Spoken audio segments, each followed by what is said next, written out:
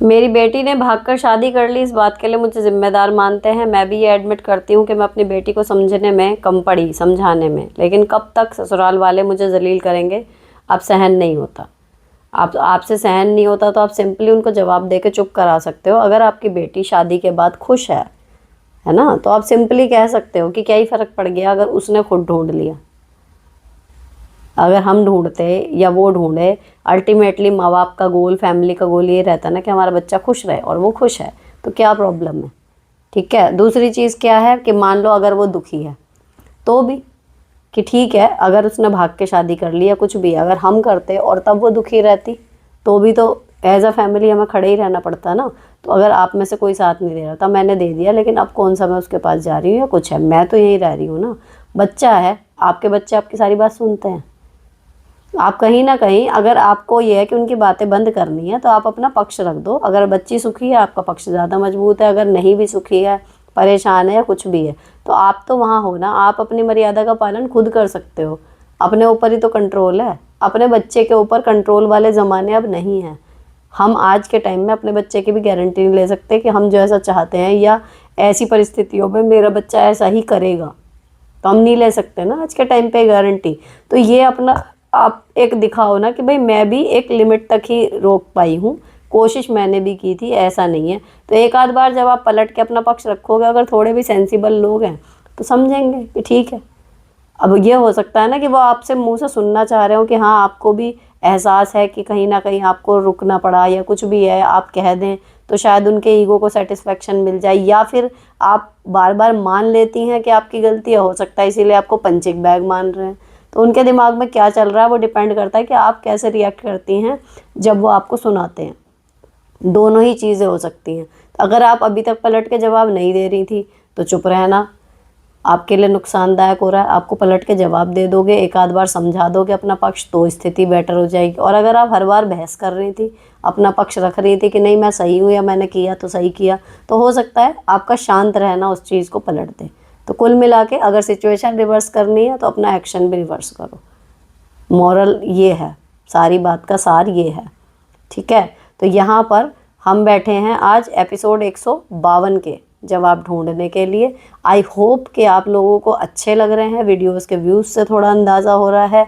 और अगर आपका भी कोई क्वेश्चन ऐसा हो जो आपकी लाइफ में आपको लगता हो कि हाँ आप उसमें पजल्ड से हो गए हैं, and you want to share with anyone या विद समवन जो आपको जज ना करे, है ना, सिंपल एक बाहर से देखे एंड निष्पक्ष रूप से उस पर एक आपको दृष्टिकोण लेने में या आपको फैसला लेने में मदद कर दे, तो वहाँ पर आपको ये चैनल मदद कर सकता है। आप यहाँ पर अपना कमेंट लिखिए एंड एक एपिसोड बाद, नेक्स्ट एपिसोड में उसका जवाब मैं आपके साथ डिस्कस करूँगी।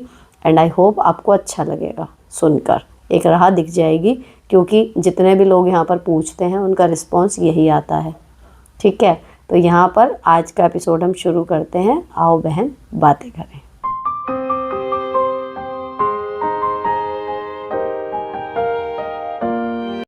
फादर हैं, भाई हैं, मदर नहीं है। 32 एज है बात की मैंने कि जॉब नहीं छोड़ना मुझे, बट मेरी फैमिली कह रही है कि शादी के बाद कौन है जॉब करने देता है मुस्लिम में, और जेठानी की डिलीवरी की शादी के 2 मंथ बाद और फिर एक नंद की शादी है, बोल रहे हैं उसके बाद देखना, इना बात करके करने दे तो कर लेना। गांव के हैं वो लोग, सिटी से 30 किलोमीटर दूर। I am from city, I am feeling trapped. जी, पढ़ के यही लग रहा है कि यू आर ट्रैप्ड। लेकिन अगर आपको जॉब करनी है तो बात ये होती है ना कि मुस्लिम में कौन करने दे रहा है, इन बातों में कोई दम नहीं है। असंख्य मुस्लिम महिलाएं काम कर रही हैं, जा रही हैं बाहर, लेकिन नो डाउट कि छूट उन्हें ऐसे ही नहीं मिली होगी। उन्होंने काफ़ी स्ट्रगल करा होगा, अपना स्टैंड लिया होगा, अड़ी रही होंगी अपनी बात पे कि मुझे जॉब करनी ही है।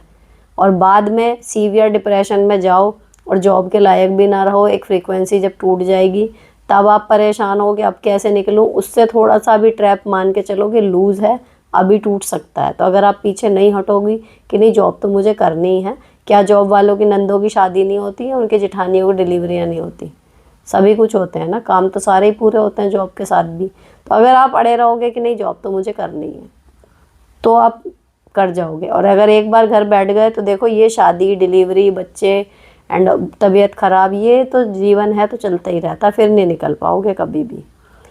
नेक्स्ट, आपने बोला कि आप बिल्कुल अकेले हो गए थे, तब आपके हस्बैंड ने आपका सपोर्ट किया था?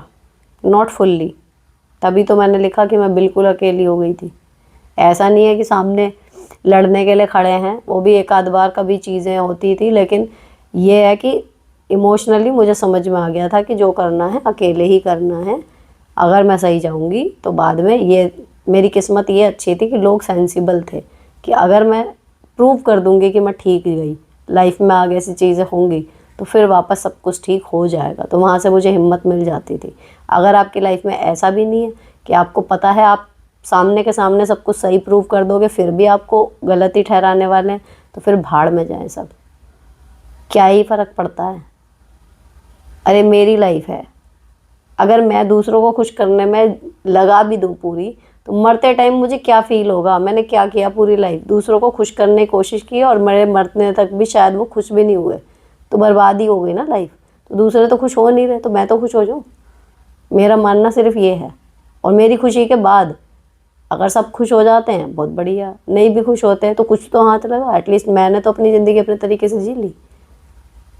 सही जियो, किसी को पर्पजली नुकसान ना पहुंचाओ, लेकिन अपने फ़ायदे के लिए एफर्ट करना कोई बुरी बात नहीं है। नेक्स्ट, दीदी मेरी सास एक कपड़ा एक ईयर में लेने पर भी पहाड़ बना देती है। भाई कमाता नहीं था का और यह उड़ाती है और भी बहुत बुरा बुरा बोलती है। सबको एक कपड़े को 10 लगा कर बताती है। मुझे 7 साल हो गए शादी के, सारा खर्चा 90% मेरे कपड़ों का मैके से होता है। ना कोई त्यौहार ना कोई फंक्शन किसी भी नहीं लेती जब तक बिल्कुल इमरजेंसी नीड ना आ जाए। उनको दिखाती भी हूँ क्या लाई हूँ, लेने जा रही हूँ सब बता कर जाती हूँ। 200 की चीज़ लाऊंगी 2 रुपये का बताऊंगी, जबकि सबकी जब वो नन इतनी खर्चीली है कि हर त्यौहार फंक्शन में नए लेते हैं कपड़े, रिपीट तक नहीं करते, जबकि उनको शॉपिंग के रुपीज़ भी मोस्टली मेरे हस्बैंड देते हैं। 7 साल से खुद को बहुत दबा चुकी हूँ, बट वो तो अंडर गारमेंट्स बाय करने तक सुनाना स्टार्ट कर देती हैं। और कहाँ तक अपने मन को मारूँ मैं? सबकी सास को अपनी बहू तैयार होकर अच्छी लगती है, बट ये मुझे ऐसे घूरती है जैसे मैं उनकी सौतन हूँ तैयार होने पर। देखो ये सारी बातें ना मैटर नहीं करती, अगर आपके खर्चे के लिए पैसे आपके हस्बैंड देते हैं तो आपका प्रॉब्लम वहाँ सीवियर हो जाएगा कि आप पैसे मांग रही हो तो आपके हस्बैंड दे नहीं रहे, लेकिन अपनी माँ और बहन को खर्चे के लिए पूरे दे रहे हैं। अगर आपके हस्बैंड से आप पैसे मांग रही हो और वो दे रहे हैं, तो फिर आपके तैयार होने पे वो सुना रही हैं या किलस रही हैं या खुश नहीं हो रही, इट हार्डली मैटर्स। आपको तैयार होना हो, किसी को मुँह सड़ाना सड़ाए, कोई बातें सुना रहा है इतनी खर्चीली है, हाँ हूँ, मेरा पति दे रहा है, ठीक है ना। तो और पति नहीं दे तो सीधे आप करो ना कि भाई माँ बहन आपकी जिम्मेदारी है तो मैं भी तो आपकी जिम्मेदारी हूँ। इनका कौन सा मैके से आ रहा है, मतलब ये है कि उनका भाई दे रहा है तो मेरा भी भाई दे रहा है। ऐसे ही ये हिसाब चल रहा है कि आपके घर में कि सबके भाई या बाप देंगे उनके पैसे। अगर वो तरीके से चल रहे होंगे आपके हस्बैंड, ये सोच रहे हो कि मैं अपनी बहन को दिला रहा हूँ तो इसके भाई और बाप इसे दिलाएं, तो वो भी बात करने से पता लगेगा। लेकिन केवल अगर मुद्दा ये है कि जब मैं तैयार होती हूँ तो जब मुझे सुनाती है या बातें बनाती है, भाई हम तो ना रुके ऐसे। अगर मेरे को तैयार होना है तो मैं तो होंगी। उसे खुश करने के लिए तैयार थोड़ी हो रहे हैं दूसरे को, हम अपनी खुशी के लिए तैयार हो रहे हैं। हमें अच्छा देख के कोई खुश होता है थैंक यू, नहीं होता तो क्या ही फ़र्क पड़ रहा है हमें। नेक्स्ट, मैंने अपनी ससुराल में बहुत तकलीफ़ उठाई है, गाली मार ताने, सास ससुर हस्बैंड से पिटाई, सब हुआ बिना किसी गलती के। कई बार मैंने FIR भी किया था, उसके बाद भी कुछ नहीं हुआ। पैसे देकर साफ़ सुथरे हो गए। मैंने अपने बेटे के नाम नंद को नहीं रखने दिया, सीरियल के हीरो के नाम पर तो डिलीवरी के तीसरे दिन मेरे हस्बैंड ने मारा था। ऐसी कई बातें हैं जिसकी वजह से मेरे दिल से बद्दुआ निकलती थी। मैं किसी को ज़ुबान से कुछ नहीं बोल पाती थी जब तक मेरे दिल ने होता था कि जिस तरह अपने वश में करना चाहते हो तुम सब और हमको दूर करना चाहते हो, तुम खुद एक दिन इतने मजबूर हो जाओगे कि रोया नहीं जाएगा। 8 साल बाद वो हो रहा है कि रोया नहीं जा रहा, पर अब मुझे ऐसा लग रहा है कि मेरी बद्दुआ का असर तो नहीं। मुझे अच्छा नहीं लग रहा देखकर, लेकिन उनकी अकड़ वैसी ही है। तब लगता है सही है, मैं कैसे रिएक्ट करूं? जब कुछ सुनती हूं तो मेरे समझ नहीं आता। यानी अब उनके साथ बुरा हो रहा है ना, तो ऐसा होता है। देखो जब हमें लगता है ना, मतलब हमारा दिल अगर थोड़ा सॉफ्ट हार्टेड है, हमारा दिल किसी ने दुखाया तो उस टाइम पे हमारे मुंह से कुछ निकला या हमारे मन से उनके लिए बद्दुआ निकली या हमने कुछ भी नहीं कहा, कर्मा उनका हिसाब कर रहा है, कल को उनके साथ गलत होगा तो उनको देख के हमें कहीं ना कहीं फिर भी लगता है कि यार ज़्यादा गलत हो रहा है। लेकिन इसमें कहीं ना कहीं अगर आपने बैठ के ऐसे कोसा नहीं है तो वो गिल्ट अपने मन में नहीं आती, बस ये लगता है कि पर वो उनका कर्मा है। आप दिल से रोओगे, कुछ भी करोगे, आप चाहोगे ना, तो भी आप उनको बचा नहीं सकते। जो जैसा करेगा वो भरेगा, वो चाहे हम हो, चाहे हमारे साथ जो गलत कर रहे हैं वो हो। अगर हम किसी के साथ बुरा कर रहे हैं तो वो भी हमें पूरा करके ही जाना पड़ेगा। तो ये बात होती है। अब इसमें रिएक्ट करने जैसा कुछ नहीं है। बात ये है कि अगर हमें जिसने दुख पहुंचाया, कल को वो आके अपनी बात हमें कहे कि भाई मैं इतना परेशान हूँ या मेरे साथ ऐसा हो गया, तो हमारी सहृदयता इसमें है कि हम उसकी बात सुन के उसकी खिल्ली ना उड़ाएं। उस टाइम पे उसकी बात सुने, उसके दर्द को महसूस करें, जितना हो सके उसे सांत्वना दें। बस अगर आप इतना भी कर पाते हैं तो आप बहुत सारे लोगों से कहीं आगे हैं अच्छाई के मामले में। इससे ज़्यादा करने की ना ज़रूरत है और ना पड़ेगी ज़रूरत। नेक्स्ट, हेलो मैम, मेरी सास की ये प्रॉब्लम है कि जब मैं काम करती हूँ तो वो करना छोड़ देती है, ऊपर से मेरे काम की वैल्यू भी नहीं करती, जबकि बहुत ज़्यादा काम होता है हमारे घर में, और कुछ ना कुछ ऐसा बोल देंगी कि लड़ाई की नौबत आ जाती है। फिर खुद बोलती है मैं सब काम संभाल लूँगी, ज़रूरत नहीं है तेरी। और हस्बैंड देवर और ससुर को दिखाने के लिए ज़ोरों से काम में लग जाती हैं। मैं छोड़ देती हूँ, सबके सामने साबित करने की कोशिश करती हैं कि मैं कुछ नहीं करती। फिर 1-2 दिन काम करने के बाद बुद्धि ठिकाने आ जाती है, फिर मेरे को, पति को और खुद मना लेती हैं। ऐसा हमेशा करती है, कैसे डील करूं, और वैल्यू भी नहीं करती। आप अपना सोचने का तरीका बदलो। आप ये सोचो कि जब आपके साथ झगड़ा कर रही है और खुद करने लग जाती है, आपकी 2 दिन की वैकेशन स्टार्ट। 2 दिन वैकेशन करो, एंजॉय करो, गुस्सा करने दो, काम करने दो। अच्छी बात यह है कि 2 दिन बाद फिर आ जाती हैं, थकार के मना लेती हैं, फिर आप बैक टू वर्क। उस दिन दो को आप छुट्टी की तरह मनाओ, टेंशन मत लो उस चीज़ की, और कोशिश करो कि हाँ अगर हो रहा है तो होने दो, बढ़िया है, इसी बहाने आपको छुट्टी तो मिल रही है। नेक्स्ट, आप लोग होम मेकर को नेगेटिव क्यों सोचते हो? Are you wrong? पैसे सब कुछ नहीं है, it's just a way to fulfil basic needs. आजकल दिखावा ज़्यादा हो रहा है। होम मेकर को नेगेटिव नहीं सोच रहे। होम मेकर की हर दूसरे घर में जो वैल्यू कम आकी जाती है, इसीलिए लड़कियां आजकल कमाने के लिए निकली हैं। उन्होंने देखा है ना अपनी माओ को कि रात दिन वो काम कर रही हैं, उसके बाद भी उन्हें सुनते हुए देखा है कि तुम करती क्या हो। और कई घरों में तो इतनी बुरी स्थिति है कि बच्चे तक अपनी माँ की इज्जत नहीं करते, कि तुम्हें कुछ नहीं पता, तुम्हें कुछ नहीं आता। तो ये चीज़ जब बेटी देखती हुई बड़ी होती है ना, तो उसके दिमाग में यही फीड होता है कि भाई बाहर जाके पैसे कमाना बहुत इंपॉर्टेंट है, उससे ही इज्जत बनती है ना। तो ये एक कहना चाहिए रिवर्स वो है जो एक्शन का रिएक्शन आया है, जो पिछली पीढ़ियों तक हुआ है। वरना अगर मैं अपने मन की बात कहूँ, मुझे वर्किंग मॉम होने से ज़्यादा मुश्किल लगता है होम मेकर होना। क्योंकि आप अपने लिए, आपके नाम के आगे किसी की पत्नी हो, आप किसी की माँ हो, आप पूरा दिन काम कर रही हो, रात काम कर रही हो, त्योहारों पे काम कर रही हो, आपको कोई छुट्टी नहीं है। एंड फिर भी अगर आपसे कोई पूछे आप क्या हो, तो आप होम मेकर बताते हुए, मैंने ये फील करा ना बड़ी बड़ी कोठियों में भी, उनकी ज़बान ना लड़खड़ा रही थी, एक अजीब सी डाउन फीलिंग थी जब वो बता रही थी कि जब उनका प्रोफेशन लिखना था कि नहीं हम होम मेकर हैं। तो होम मेकर होना कोई बुरी बात नहीं है, लेकिन अगर आप प्राउडली होम मेकर हो, है ना, घर ही चला रहे हो, लेकिन ऐसा चला रहे हो कि वाह क्या बात है घर चला रहे हैं, या फिर आपने पर्पसली अपने लिए चूज़ करा है कि नहीं भाई मेरे को ये काम ही करना है, मैं अपने घर में रह के घर ही संभालूंगी, तो आप कॉन्फिडेंट हो, नो इशू। लेकिन आप होम मेकर हो, आप पूरा दिन काम कर रहे हो, आप घर संभाल रहे हो, सब कुछ है, फिर आपके मन में एक कसक है, आप प्राउडली नहीं कह पा रहे। बात यही होती है वो बेटा बेटी वाली भी। आपके बेटी है, बेटा नहीं है, आपके मन में एक कसक है, सामने वाले ने जरा सा कहा आपको बात पिंच हो जाएगी। आप अपने मन में कॉन्फिडेंट हो कि मेरी बेटी कोई बात नहीं, मेरे को नहीं चाहिए बेटा, या नहीं भी है तो कोई बात नहीं, तो आपको कोई कुछ कहेगा आपको फ़र्क नहीं पड़ेगा, आप उसका जवाब दे दोगी। समझ आ रही? तो फिर वही चीज़ उसमें है। होम मेकर होना या वर्किंग मॉम होना कंप्लीटली एक महिला की चॉइस है। अगर वो कॉन्फिडेंट है अपने उस रोल में, तो उसको कोई फ़र्क नहीं पड़ेगा कि सामने वाला क्या कह रहा है। ना वो खुद को कम आकेगी, ना दूसरों की बातों से उसको लगेगा कि ये मुझे कम आक रहा है। और अगर लगेगा भी, कोई सामने सामने आपको कम आकेगा भी ना, तो आपके पास जवाब होगा देने के लिए। तो ये केवल एक सोच है, लेकिन मुसीबत तब लगती है हम काम कर रहे हैं लेकिन हमें बनना होम मेकर है, या हम होम मेकर हैं लेकिन हम काम करना चाहते हैं। फ्रस्ट्रेशन तब होती है। नेक्स्ट, हेलो दी, मैं वही हूँ जिसके भाई की पति से 6 मंथ में ही लड़ाई हो गई थी। अब मेरी शादी को 3 साल हो गए हैं, लेकिन ससुराल वाले अभी तक माने नहीं। मेरा भाई फौज में है, वो जब भी छुट्टी आता है हर बार मुझे कहते हैं घर आने के लिए। मेरे घर आने के लिए, लेकिन पति नहीं मानते, हर बार मना कर देते हैं। भाई पति को फ़ोन भी करते हैं लेकिन वो भी फ़ोन नहीं उठाते, क्योंकि भाई ने लड़ाई की 1 साल तक, पति को फ़ोन नहीं किया, वो भी पति के कहने पर। पत्नी, मुझे समझ नहीं आ रहा, पति के कहने पर पत्नी लिखना चाह रहे हो क्या आप? मतलब भाभी से झगड़ा हो गया, ये बात है। अब वो फिर से छुट्टी पर आने वाले हैं, कह रहे हैं फिर से तेरे ससुराल वालों को एक बार बोलूँगा कि आना है लड्डू लेके, मुझे पता है। पति फिर से मना करेंगे, मुझे टेंशन रहती है, ऐसे बात कैसे ठीक होगी, कुछ समझ नहीं आ रहा।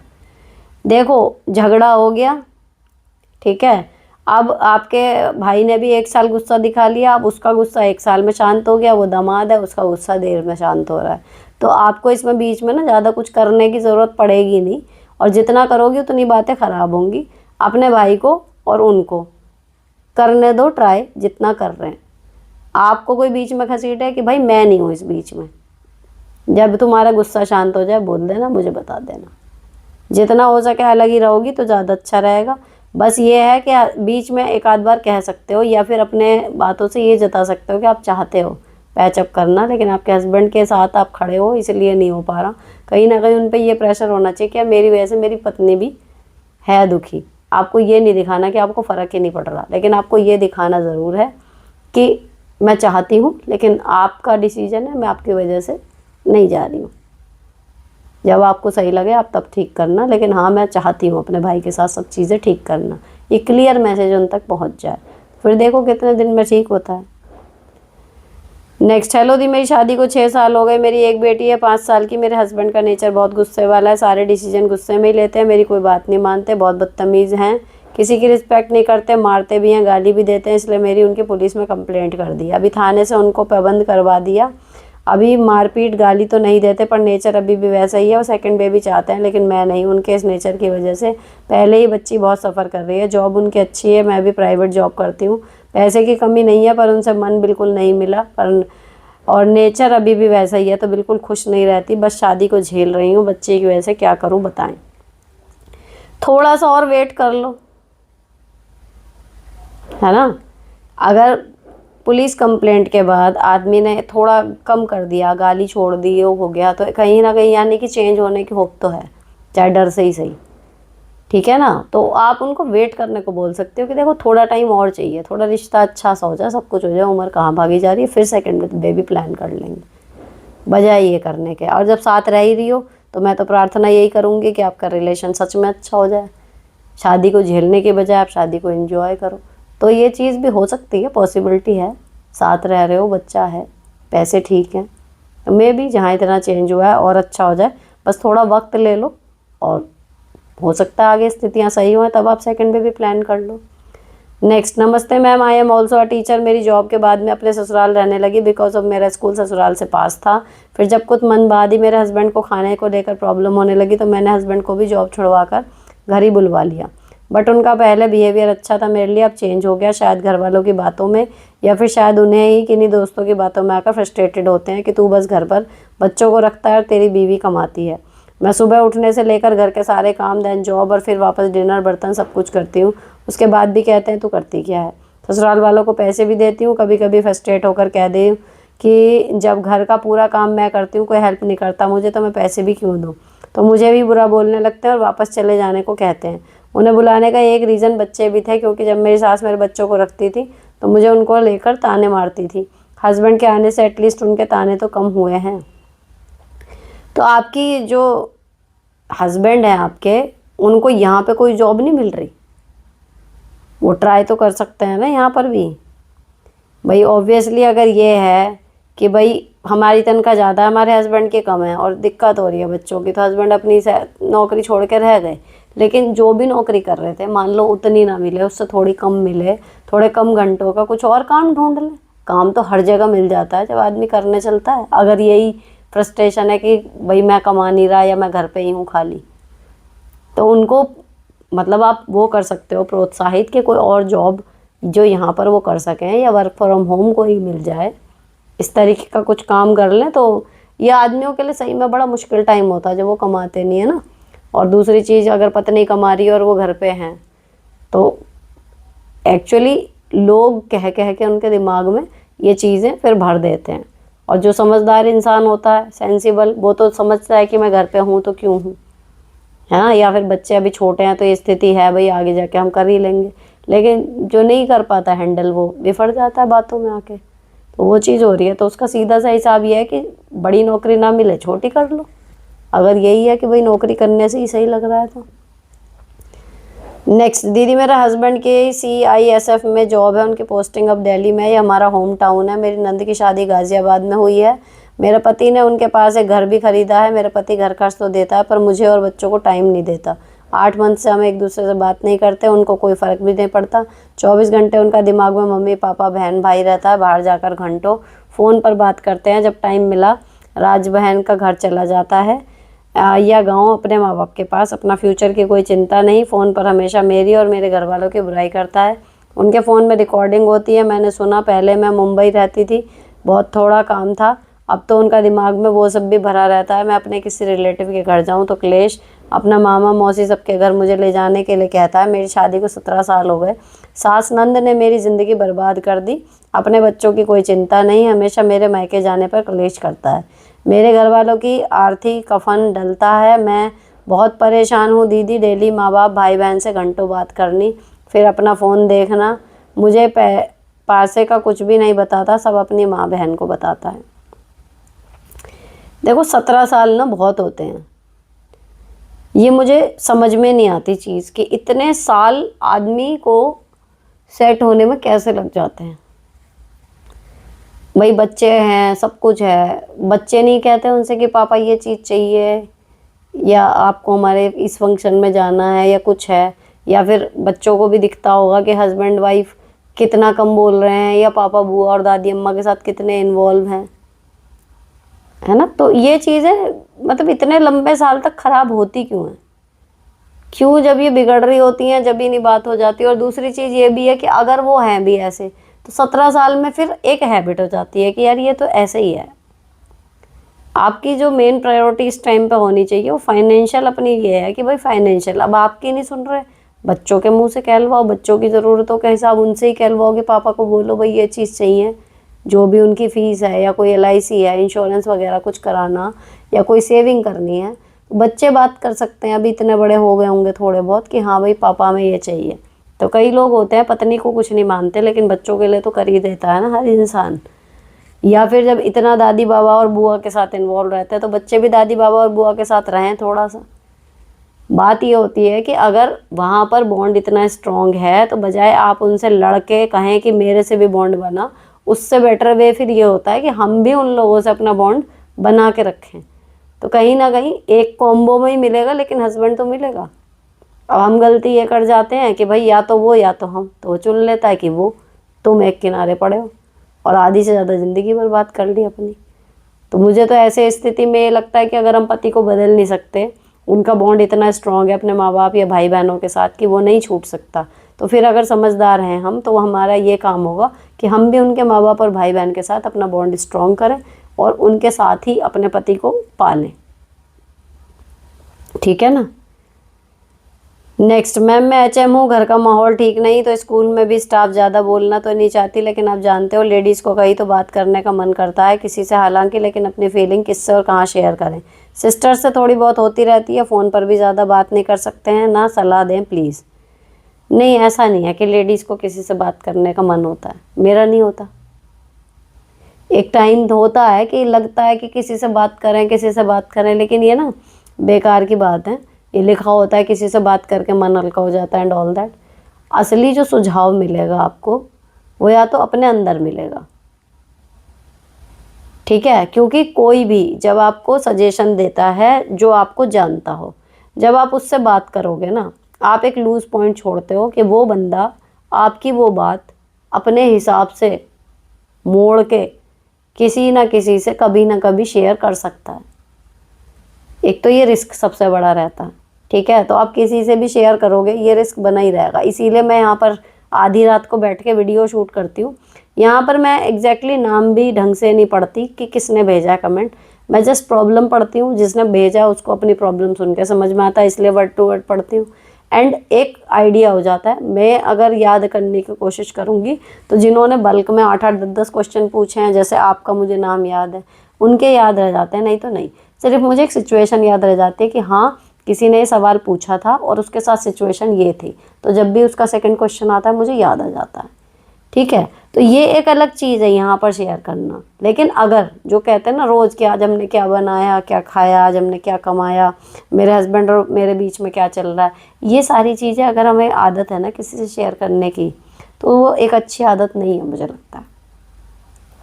होती है बहुत लोगों में कि स्टाफ में 4 जने हों, उनसे बात करें, अपने घर की बात करें, ये करें वो करें, लेकिन इन बातों से ना मिलता कुछ नहीं।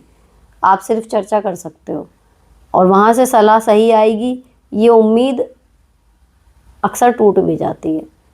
क्योंकि जितना आपने अपनी लाइफ को समझा होगा, दूसरा आदमी उसका समझ पा रहा है नहीं समझ पा रहा है, उसमें आपसे ज़्यादा दिमाग है क्या, उसमें आपसे ज़्यादा समझ है, लेकिन आपने तो ये सब सोचा नहीं, आपने सीधे बता दिया। तो अगर शेयर करने का मन करे, आप एक वॉइस नोट बना सकते हो। ये मैंने अभी एक मूवी में देखा था। तो मैं हमेशा कहती थी कि आप डायरी में लिखो, लेकिन उस डायरी को भी लिखने के बाद उस पन्ने को भी हाथ के हाथ फाड़ो एंड डिस्ट्रॉय करो। ऐसी चीज़ें ना रख के अपनी निगेटिविटी को आप जमा करते हो, कोई ज़रूरत नहीं है उसे रखने की। अच्छी चीज़ें लिखी हैं उसको रखो, लेकिन बुरी चीज़ें लिखी हैं उसको हाथ के हाथ फाड़ के डिस्ट्रॉय करो, जला दो, फेंक दो, कहीं भी कुछ करो। क्योंकि वो आपने लिख दिया, आपके निकल गए emotions and you are free. तो ये ना बात करना ज़्यादा से, अब आपके घर का माहौल ठीक नहीं है, आप स्टाफ में भी अगर आपको कोई मिल भी गया, आप क्या ही बात करोगे, अपने घर वालों की बुराई करोगे। स्टाफ कल को बदल जाएगा, आपके घर वालों की बुराई उसके माइंड के साथ कहीं की कहीं जाएगी, और वो क्या कर लेंगे, वो घर आके आपके पति को सुधार देंगे या आपके बच्चों को या आपके ससुराल वालों को। जो करना है करना आपको ही है। तो आप तो वहाँ पे उनसे ऐसी बातें करो जो आपका स्कूल के दुनिया भर के काम है वो स्मूथली चलें। एटलीस्ट स्कूल के जो 6-7 घंटे होते हैं वो आपके इतने इजी गोइंग और बिजी और प्रोडक्टिव रहें कि आप घर के झंझट से उस टाइम पे बिल्कुल फ्री रहो। तो यकीन मानो वो टाइम आपके लिए उल्टा ब्रेक का काम करेगा। ऐसा नहीं लगेगा कि आप काम पे जा रही हो, आपको लगेगा कि आप एक ब्रेक पे जा रही हो एंड वापस आके आप अपने घर के जंजाल में फंसोगी। लेकिन बात है घर की, वहाँ पे शेयर करना मैं हाईली रिकमेंड बिल्कुल नहीं करूँगी कि भाई करो। छोड़ो इस चीज़ को, जिसको भी आदत है ये वो बंद कर दो। नेक्स्ट, थैंक्स दी आपके जवाबों से सटीक उत्तर मिलता है। मैं भी इन सबसे गुजरी हूँ। मेरी 2 बेटियाँ हैं, एक 4.5 साल की, एक 5.5 साल की। मेरी बुआ सास हैं जो घर आती हैं या हम उनके पास जाते हैं तो वो ये बोलती हैं इन दोनों के ड्रेस लेकर आऊँगी। 2-3 साल से खड़ी है, लाती हैं नहीं, बस कहती हैं। मुझे चाहिए भी नहीं, मेरी इच्छा भी नहीं है, तो उनको स्टिक जॉब क्या दिया जाए जो वे ना कहें। देखो इसके 2 तरीके हो सकते हैं, या तो वो कह रही हैं तो कह लें दो, ज़रूरी नहीं है रिप्लाई करना। लेकिन अगर आपको ये है कि वो मतलब जवाब देना ही है ना, तो जब अगली बार कहें तो कह दो कि मैं तो इसे पिछले बर्थडे पे भी कहा था कि दादी लाएंगी तेरे लिए, या फिर अगर इतना अच्छा टर्म है तो आप सीधे कह दो कि ठीक है ले आना, इस बार देखते हैं। नहीं तो बस सिंपल ये है कि हाँ जी क्यों नहीं, बस कह दो, उन्होंने कह दिया आपने सुन लिया, इतनी बड़ी बात ही नहीं कि जिसका जवाब देने की ज़रूरत पड़े। Next, hello ma'am, I like your video. मेरी सासू माँ हैं जो हमेशा अपनी छोटी बहू को ज़्यादा मानती है और मुझसे जेलस होती हैं, मेरा हक भी उनसे छीन कर देती हैं। मैम मैं कैसे एडजस्ट करूँ उनके साथ, मेरे पति भी साथ नहीं देते, प्लीज़ सजेस्ट मी। कोई ज़रूरत नहीं है, लेकिन जब आप आपका हक छीन के दें तो ये देख लो कि वो चीज़ आपके हक की थी भी या उन्हीं की थी। क्योंकि अक्सर हम मानते हैं कि हमारी सास के पास 2 चीज़ें तो उसमें से एक हमारी है, ये हम मानते ही हैं, एक्चुअली होती नहीं। उनकी कमाई हुई चीज़ है, दे ना दे, हो सकता है वो दोनों अपनी फेवरेट बहू को दे दें। लेकिन ये जो फेवरेटिज्म होता है ये मैंने देख लिया कि जो अक्सर बेटर होता है उसको ही नीचा दिखाया जाता है ताकि वो और ज़्यादा उड़ ना जाए हवा में। यही होता है। कुछ चुनिंदा घरों में होता है कि मान लो जेठानी से देवरानी 21 है, देवरानी ज़्यादा होशियार है या पढ़ी लिखी है, सुंदर है, इसलिए उसकी पूछ हो रही है। वरना होता ही है कि जो एक्चुअल में ज़्यादा अच्छा होता है ना उसको ही निगलेक्ट करके उसको ही नीचा दिखाया जाता है ताकि वो उड़े ना हवा में, वो डाउन फील करता रहे ज़्यादातर केसेस में। और ये मैं यहाँ के एपिसोड शूट करते करते ही समझ पाई हूँ इस चीज़ को, और तब से मेरे मन में से गिल्ट हट गई कि क्यों पार्शियलिटी होती है यार, क्यों हमें ना आंका जाता है। हम तो ठीक थे, हम तो सब कर रहे थे, हम तो इतने गुणी थे, है ना, फिर क्यों हमें नीचा समझा गया ये वो। तो वो समझ में आता है कि इसीलिए नीचा समझा गया तुम्हें, क्योंकि तुम गुणी थे, अगर कहीं तुम्हें बढ़ावा देते तो कहीं तुम उनके सिर पे ना बैठ जाते, इसलिए उनको लेट डाउन करा जाता है कि दबा रहे इंसान वो, है ना। तो ये सोचोगी ना, तो जब पार्शियलिटी होगी आपके साथ तो आपको बुरा नहीं लगेगा, उल्टा आपको अपने ऊपर प्राउड फील होगा कि अच्छा। नेक्स्ट, मैम 6 मंथ मायके रहने के बाद ससुराल आई हूँ। 8 साल परेशान होकर ही मायके गई थी, बिल्कुल जीना हराम कर दिया था। सास ससुर देवर ने हस्बैंड को पूरी तरह खिलाफ कर दिया था। कैरेक्टर, फिजिकल रिलेशन, मनूस, ऐसे इल्ज़ाम लगे थे। अब आ गई हूँ तो ऐसे दिखाते हैं तुम दोनों पति पत्नी जानो, लेकिन कंट्रोल सास ससुर देवर का है। मेरे मामा चाचा मौसी बुआ सब में मेरे कैरेक्टर को उछाला। अब मेरे आने के बाद हस्बैंड उम्मीद करते हैं मैं सास ससुर देवर के बर्थडे में जाऊँ, मतलब जब उन्हें मेरी ज़रूरत को समझे को दिखाने के लिए। ये भी सास ससुर का समझाया हुआ है। मैं बहुत टॉर्चर हुई हूँ, मैं ऐसे भी दिन देखे हैं सास हस्बैंड की आवाज़ें आती हैं डॉक्टर में, मेरे शरीर कांपने लग जाता है। डिप्रेशन, फिजिकली इल, और उनकी शक्ल तक देखना नहीं चाहती। हस्बैंड से रिश्ता रखना है। 6 साल की बेटी और सास की नई डिमांड हस्बैंड को समझाती हैं, बेटा पैदा कर। प्लीज़ बताइए मैम, मैं मेंटली इमोशनली बहुत हरास हूँ। एक ही घर में रहते हैं, मैं ग्राउंड फ्लोर पर, बाकी ऊपर। देखो आप अपने हस्बैंड को आराम से बस ये कह दो कि देखो इतना कुछ हो गया, मुझे थोड़ा सा टाइम लगेगा नॉर्मल होने में। तो अगर हमारा रिश्ता सही चले, पहले मैं इस पर काम कर लूँ, और जितना कुछ हुआ है वो इतना एक्सट्रीम लेवल का था कि मैं नॉर्मली बिहेव अभी कर नहीं पाऊँगी, तो इतना कर लो। दीदी ऐसे तो पति सही है, लेकिन अब मैं बीमार होती हूँ या घर में कोई फेस्टिवल हो या कोई आ जाए तो हेल्प नहीं करते, इसलिए मुझे अभी भी रोना बहुत आता है। आप बताएं मैं क्या करूँ जिससे मैं इन चीज़ों से कैसे निकलूँ। देखो जो नहीं करते हेल्प वो नहीं करते, असंख्य पति ऐसे हैं। मतलब मेरे भाई, मेरे जीजा जी, मतलब एक थे 2 में से एक जीजा जी, और मतलब हैं ऐसे लोग जो नहीं करते, लेकिन उनकी मैरिटल लाइफ बिल्कुल बढ़िया चल रही है, क्योंकि उनकी पत्नियों ने कहीं ना कहीं उस तरीके से जीना सीख लिया। उनको आदत पड़ गई कि नहीं करेंगे पति हमारी हेल्प। लेकिन अगर बाकी चीज़ें पति कर रहा है, घर में हेल्प नहीं कर रहा, ठीक है। देखो परफेक्ट कोई नहीं होता, हम सोचे हम परफेक्ट हैं क्या। तो अगर नहीं कर रहा, आदत पड़ जाती है फिर कि नहीं भाई हमारे हस्बैंड तो नहीं करते, हम खुद ही कर लें। करती हैं आप उनकी, देखो ना आर्मी मैन जो रहते हैं उनकी पत्नियों का सोचो, कितना पूरा जीवन, कितने कितने महीने उनके पति घर पे नहीं आते। पुलिस वाले हैं, उनकी ड्यूटियां लग जाती हैं त्योहारों पे, वो सब कुछ अकेले मैनेज करती हैं ना, तो उनको हैबिट हो गई। अगर मैं अपनी जगह पर रख के देखूँ, अगर मेरा पति बाकी सारी ड्यूटीज़ निभा रहा है लेकिन उसको नहीं है टाइम कि घर में वो काम करवाए मेरे साथ, नहीं मदद करवा पा रहा, तो मैं समझूंगी ना भाई टाइम ही नहीं है उसके पास। या मेरे हस्बैंड हैं, वो इतना अभी करवाते हैं मेरे को सपोर्ट, आपने देखा होगा व्लॉग वाले चैनल में। जब तक एडिटिंग का या वीडियो का काम इतना नहीं बढ़ा था, खाली जॉब थी, तो आप यकीन मानो कि इतना सा भी काम मैं उनसे नहीं करने देती थी उन्हें। मैं खुद करके जाती थी, सुबह भी सब कुछ आके खुद करूँगी, सब कुछ खुद करती थी।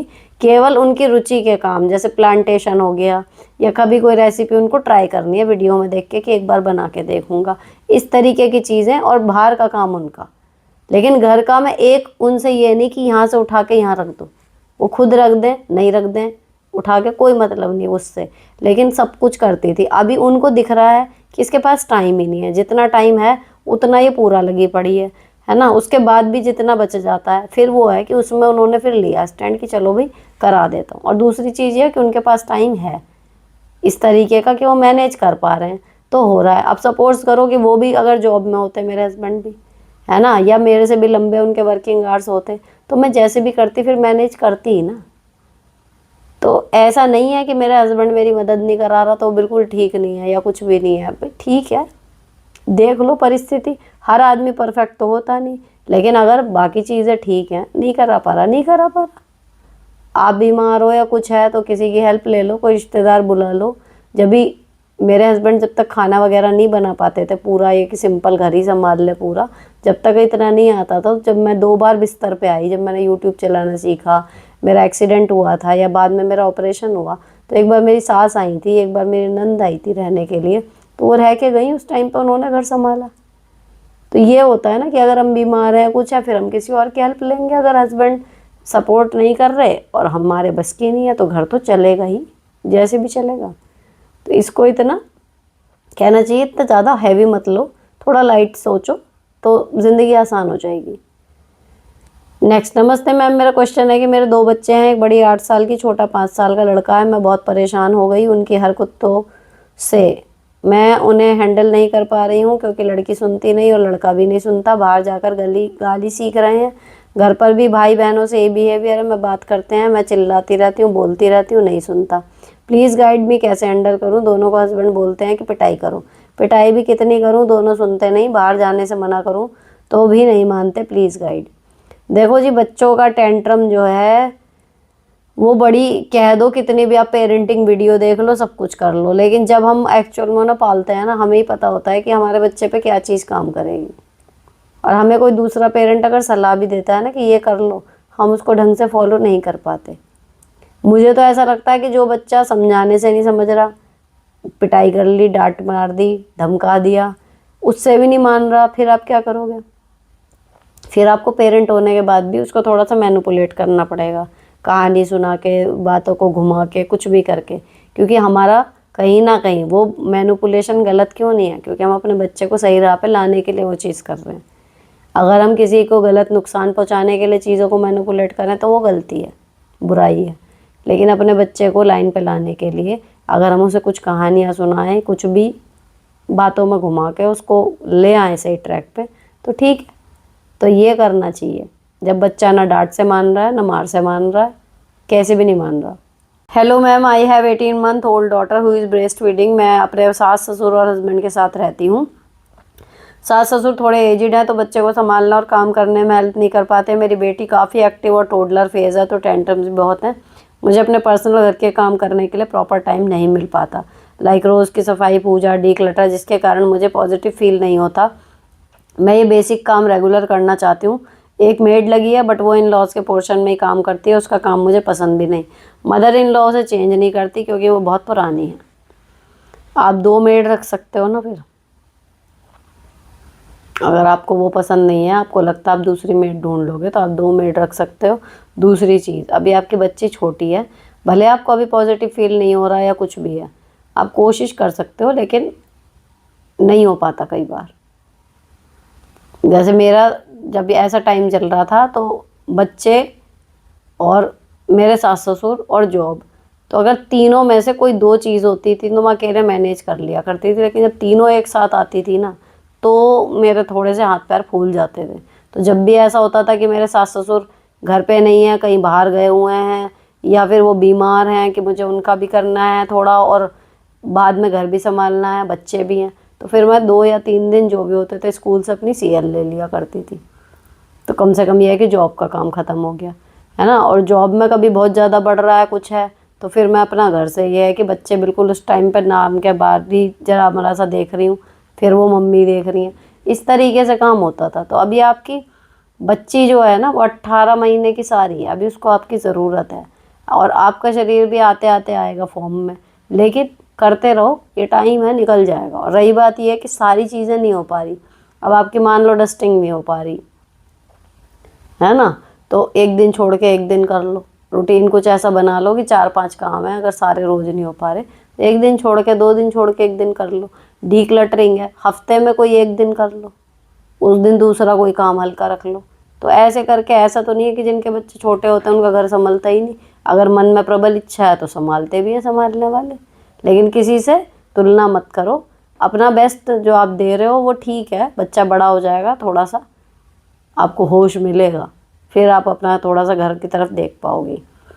नेक्स्ट, मैम आपके वीडियो देखने के बाद मैं बिल्कुल दिमाग से सॉर्ट हो गई हूँ, लेकिन मेरा एक 9 साल का बेटा है जो बहुत इमोशनल है। मेरी सास उसे बहुत परेशान करती है। जब मैं खेत में चली जाती हूँ तो पीछे से वह उसे पीटती है, अपने ही घर में बहुत डरा रहता है। प्लीज़ कोई सोल्यूशन बताएं, मैं उसे अपने साथ खेत में नहीं ले जा सकती। 9 साल का है तो वो घर में रहता क्यों है? उस टाइम पे स्कूल रहता होगा ना, जब आप खेत पे जाते होंगे, दिन में ही तो जाते होंगे खेत पे, और फिर आप खेत पे से वापस आ जाते होंगे। और जिस टाइम अगर शाम को जा रहे हो उस टाइम पे है तो उसका ट्यूशन वगैरह लगा दो उस टाइम पे, या फिर कमरे में उसे टीवी वीवी चला के बैठा के जाओ कि भाई ठीक है। अगर बाद में होता है तो फिर ये रहता है कि भाई दादी के पास जाए ना, वो इस तरीके का उसका गेम वेम कर दो कुछ हिसाब किताब, अगर पीछे पीटती हैं तो उसको।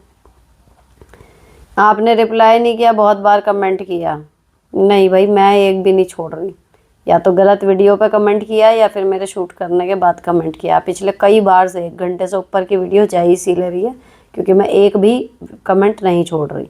दीदी आप मेड से क्या क्या करवाती हैं? मैं मेड से झाड़ू पोछा करवाती हूँ ऊपर वाले फ्लोर का, एंड नीचे बर्तन जो हैं वो सुबह के नाश्ते के और दोपहर के लंच तक के बर्तन वो एक ही बार शाम को धो जाती हैं। रात के बर्तन एंड सफाई मैं करती हूँ।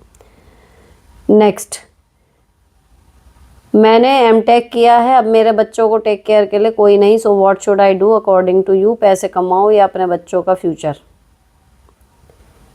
ऐसा है जी, जॉब के साथ देखो बच्चों का फ्यूचर हो तो सब जाता है, स्टार्टिंग मुश्किल होती है। जिनकी पहले से जॉब होती है और फिर उनके बच्चे होते हैं तो आपको क्या लगता है उनके बच्चे नहीं होते, पलते नहीं हैं? होता तो देखो सब है, लेकिन बात यह है जब हम घर में माँ है फिर वो बाहर निकलती है ना तो स्टार्टिंग में बहुत जोर पड़ता है, और वहाँ हमें जो स्पार्क मिलेगा वो हमारी विल पावर से मिलेगा कि हम में कितना जुनून है जॉब करने का। जितना ज़्यादा है उतना हम निकल जाएंगे, फिर पीछे बच्चों को कौन रखता है, ये व्यवस्थाएं फिर बनती हैं। तो बात यही आती है, जैसे मैं हमेशा कहती हूँ ना, अगर आप ये सोचोगे कि ये काम करना है तो उस काम को कैसे करना है वो तरीका दिमाग अपने आप बताता है, सिचुएशन अपने आप बनती है। लेकिन अगर हम सोचते हैं कि करूं नहीं करूं तो फिर दिमाग दोनों तरीके से चलता है कि करने के भी आपको आइडिया मिलेंगे और ना करने के भी, फिर आप कहीं नहीं जा पाओगे, आप बीच में लटके रहोगे। तो अपना मन बना लो कि आपको जॉब करनी है तो कर लो, फिर कुछ ना कुछ व्यवस्था बनी जाएगी, ईश्वर बना देते हैं खुद। नेक्स्ट, प्लीज़ दी रिप्लाई ज़रूर करना। हाँ जी रिप्लाई कर रही हूँ। नेक्स्ट दिया है, जो आपने रेमेडी बताया था वो सच में फटी हील्स में काम करती है। मेरी हील्स पता नहीं क्यों विंटर शुरू होते एकदम फट जाती हैं, प्लीज़ थोड़ा ठीक करने के उपाय बताएं एंड ऐसा क्या करूँ कि ना फटें? पैरों को बिल्कुल साफ़ रखना है अच्छे से, एंड अगर आपकी हील ज़्यादा फटती हैं तो आप उसमें वैसलीन या बहुत जख्म हो गए हैं तो सोफ्रामाइसिन लगा के सो जाओ। मेन क्या है, क्यों फटती हैं सोच के देखो, इसके पीछे लॉजिक क्या है कि हम गर्म पानी पीते हैं, गर्म से नहाते हैं, फिर मोजे पहनते हैं, जो पैरों की स्किन का मॉइस्चर होता है ना वो बहुत ज़्यादा सूख जाता है, तो उस मॉइस्चर को वापस कर दो तो एड़ी ठीक हो जाएंगी। दूसरे मैंने पिछली बार मंगवाए थे सिलिकॉन सॉक्स, वो बहुत बढ़िया थे, तो वो मैं आपको अब भी यूज़ करती हुई दिखूंगी, आप उनको पहन लो। बीच में रात को सो रहे हो तो पैरों में वैसलीन या बॉडी लोशन लगा के कुछ चिकना लगा के देन आप मोजे पहन लो, तो बात वही है, इस वजह उससे बच जाएंगे। अब हमारे जो पैर है जब वो बिल्कुल बीमारियाँ फट जाती हैं हमें तब लगता है कि अब क्या करें, तो किसी के कम होते हैं किसी के ज़्यादा होते हैं, तो अपना वाटर इनटेक और ऊपर से उसमें थोड़ा लुब्रिकेशन आप लगाते रहो तो ऑब्वियसली वो चीज़ें कम हो जाएंगी। नेक्स्ट, हेलो सुनीता जी, मुझे अच्छे नए प्रेजेंटेबल कपड़े कैरी करने का शौक़ है। प्रॉब्लम यह है कि मैं जब भी कोई नई चीज़ ऑर्डर करती हूँ सबसे पहले उसी को पहन कर जाती हूँ, कभी भी पेशेंस नहीं है, किसी ओकेजन पर पहन लो या उस कपड़े को बचा कर रखो कभी और के लिए। इससे ये होता है कि जब कोई इवेंट आता है तो मुझे लगता है सब तो मैंने पहले ही पहन लिया, प्लीज़ इसका कोई सोल्यूशन बताएं। ये सोचना छोड़ दो कि मैंने ये पहले ही पहन लिया। अगर मैंने 5,000 डाल के 2,000 डाल के या 1,000 रुपये भी डाल के या 600 रुपये भी डाल के कोई चीज़ मंगाई है, अपनी पसंद से मंगाई है और मैं उसको पहन रही हूँ, ये तो मेरे अंदर भी बहुत आदत है कि जब कोई आता है तो मैं तुरंत सोचती हूँ कि बस जल्दी से इसको पहन लूँ। ठीक है, वो आपने पहन ली ठीक है, लेकिन मौका ढूंढो फिर दूसरी जगह पहनने का। अब ये थोड़ी होता है कि ये तो मैंने पहले ही पहन ली, हो सकता है जो आपने पहले पहनी हो उस वहाँ पर सर्कल कोई और हो, यहाँ पर सर्कल कोई और है, और क्या शर्म है रिपीट करने में कपड़े। मेरे फेवरेट कपड़े मैं तो खूब रिपीट कर लेती हूँ अगर मुझे कोई चीज़ पसंद है, तो ये चीज़ दिमाग से निकाल दो कि ये तो मैंने पहन ली, तो फिर सारी प्रॉब्लम सॉल्व। दूसरी एसेसरी के साथ पहन लो, दूसरे स्टाइल करके पहन लो, हेयर स्टाइल चेंज कर दो, बहुत तरीके हैं, करो रिपीट।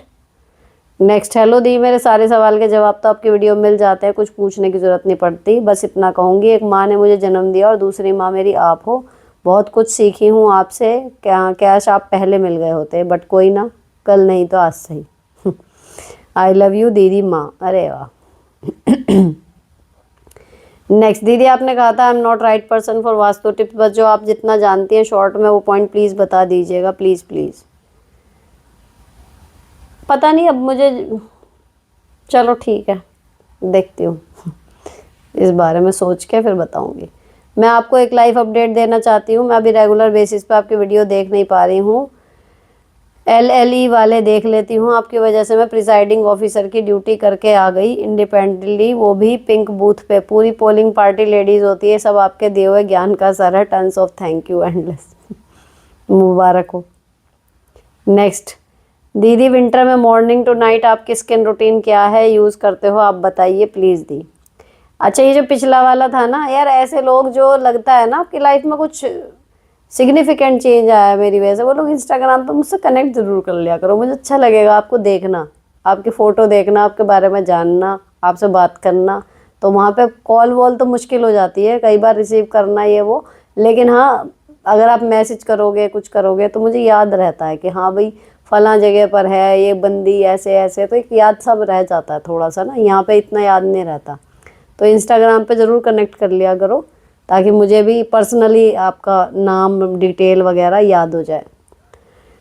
नेक्स्ट, अब जो पढ़ रही थी मैं, नाइट में स्किन रूटीन क्या है। देखो, जो वो ग्लिसरीन वाला सीरम था वो मैं परमानेंट लगाती हूँ, बस सर्दी के टाइम पर उसमें ग्लिसरीन का पोर्शन बढ़ जाता है, गर्मी के टाइम पर कम होता है।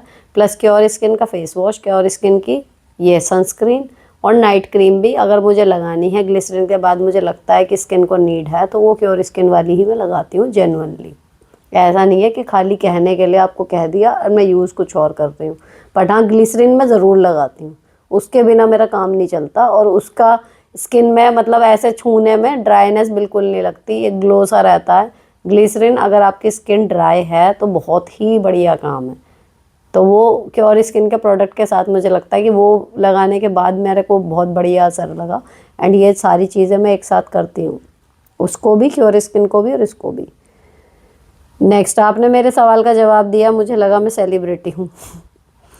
नेक्स्ट, नमस्ते दीदी, एक बार मेरा कमेंट ज़रूर पढ़ लेना, मैं आपके वीडियो काम करते हुए सुनती हूँ, मेरा हर सवाल का जवाब आपके वीडियो में मिल जाता है। आपके जवाब और सलाह इतने सटीक और मस्त होते हैं कि कई बार तो हंसी आ जाती है। ऐसा लगता है ऐसे ही करना चाहिए जैसे आप बताते हो। मैंने आपको देखकर अपनी लाइफ में रिस्क लेना सीख गई हूँ, मैनिपुलेशन समझने लगी हूँ और हैंडल भी कर लेती हूँ। मुझे डराया जाता है तो मैं डरती नहीं हूँ, थोड़े टाइम में सब ठीक हो जाता है। कई बार आपके पंच लाइन बहुत मस्त लगती है, God bless you. Thank you. और मुझे बड़ी खुशी हुई कि आपकी लाइफ सॉर्टेड हो रही है। हाय मेरी प्यारी दीदी, मैरून सूट बहुत सुंदर लग रहा है और आपके ऊपर बहुत जच रहा है। थैंक यू जी। महंगा बहुत था। उसकी रील आएगी अभी एक आध दिन में। महंगा था लेकिन बढ़िया था। हाँ जी, coming for your life, thank you, बहुत अच्छे लग रहे हो, थैंक यू जी। चलो आगे आ गए। मैम, मैंने भी एक बात बतानी थी, पूछनी थी कि मेरी सास बहुत चालाक औरत है, मेरे हस्बैंड भी उसकी बात मानते हैं। ससुर को वैसे कोई नहीं पूछता घर पर, लेकिन मेरे ऊपर बहुत रौब मारता है, मुझे बहुत बातें सास बोलती है, मैं कोई आंसर नहीं करती, लेकिन ज़्यादा हो जाता है तो मैं बोलती हूँ। फिर मेरे माँ बाप को बुलाते हैं घर पर, मैं अपने माँ बाप को नहीं आने देती यहाँ पर। लेकिन मैं बहुत दुखी हो गई हूँ, सारा दिन काम भी करती हूँ, जॉब भी करती हूँ, 2 बच्चे भी हैं, फिर भी मुझे जीने नहीं देती बुढ़ी। क्या करें बताओ जी। मेरे को ना ऐसे लोगों का इलाज ये समझ में आता है कि आपको जिस स्टाइल से जीना है, जो करना है, आप करते रहो।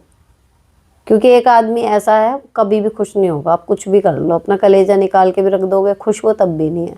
आप मस्त अपनी लाइफ जी रहे हो, खुश वो तब भी नहीं है। तो फिर वही पहले वाली बात कि सामने वाला तो खुश हो नहीं रहा, एटलीस्ट हम तो जी लें। आपको लिटरली जो करने का मन है ना, कि मैं अगर ये ना होती तो मैं ये करती, आप वो कर दो, उसी तरीके से जियो, तो आपके फ्रस्ट्रेशन कम हो जाएगी। नेक्स्ट, हाय मैम, मैं एक प्राइवेट ट्यूशन टीचर हूँ, मेरे हस्बैंड भी प्राइवेट में जॉब करते हैं, हम दोनों की अर्निंग 40-45 हज़ार तक है। अभी मेरी बच्चे नहीं हैं और मेरी सासू माँ को अच्छी खासी पेंशन है, उसी में हमारा घर चलता है। अभी मेरी नंद की शादी के बाद सासू माँ एक फ्लैट ननद को गिफ्ट कर रही हैं, जबकि ननद और उसका पति, उन दोनों की अर्निंग 1 लाख है। फिर भी सासू माँ उनको फ्लैट दे रही हैं, जबकि इनको पता है हम दोनों की उतनी कमाई नहीं है। तब कहती हैं, तुम दोनों तुम्हारा देखो, जब तक मेरी नंद की शादी नहीं हुई थी तब तक तुम मुझसे बहुत अच्छे से पेश आती थी, लेकिन जब से उसकी शादी हो गई है सास के बिहेवियर में बहुत चेंज आया है। प्लीज़ सजेस्ट, अब मुझे उनके साथ कैसे रहना चाहिए? क्या मैं उन्हें बोल दूँ अब मुझे बेटी जैसी बोलती हो, लेकिन ये ऐसा बिहेव कौन करता है अपनी बेटी के साथ, क्या ये सही है? देखो, भगवान जाने उनकी दिमाग में क्या चेंज हुआ कि लड़की की शादी के बाद वो आपसे बदल गई। लेकिन ऐसी स्थिति में बीइंग सुनीता, मैं आपको सलाह यही दूंगी कि जो आपके 40-45 हज़ार रुपये हैं ना, आप सिर्फ उनको मान के चलो कि ये हमारे हैं, उनको प्लान करो और उन्हीं के आधार पे अपना फ्यूचर प्लान करो बस। अगर वो दे ठीक, नहीं दे तो कोई बात नहीं।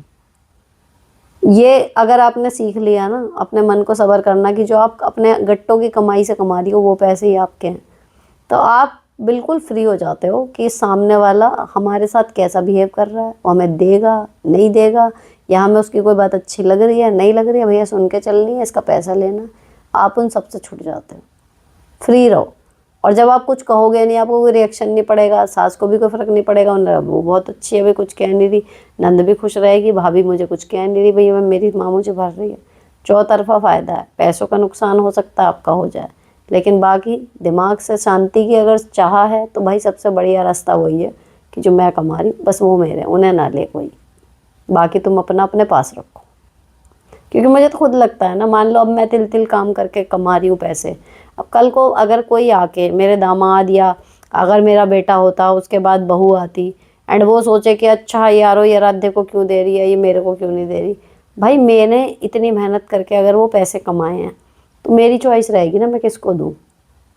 हो सकता है मुझे नहीं देने बहू को, मुझे नहीं पसंद है उसका बोलना चालना अपने साथ, मुझे नहीं पसंद है उसका बर्ताव, जो कुछ भी है वो मेरा डिसीजन होगा ना फिर।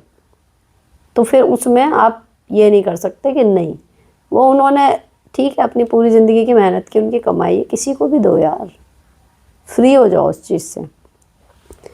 नेक्स्ट मैम, मेरी पड़ोस में एक लेडी के साथ बहुत बनती है, मेरी सास ये देखकर चिढ़ने लगती है और रोक टोक करती है, हस्बैंड को सिखाती है, अपनी लड़की को कुछ नहीं बोलती, लड़कों के साथ घूमती है, मैरिड है फिर भी सब जगह घूमती है वो, और मुझे कहीं आने जाने नहीं देती, हस्बैंड से बोलकर मना करवा देती है, क्या करूँ।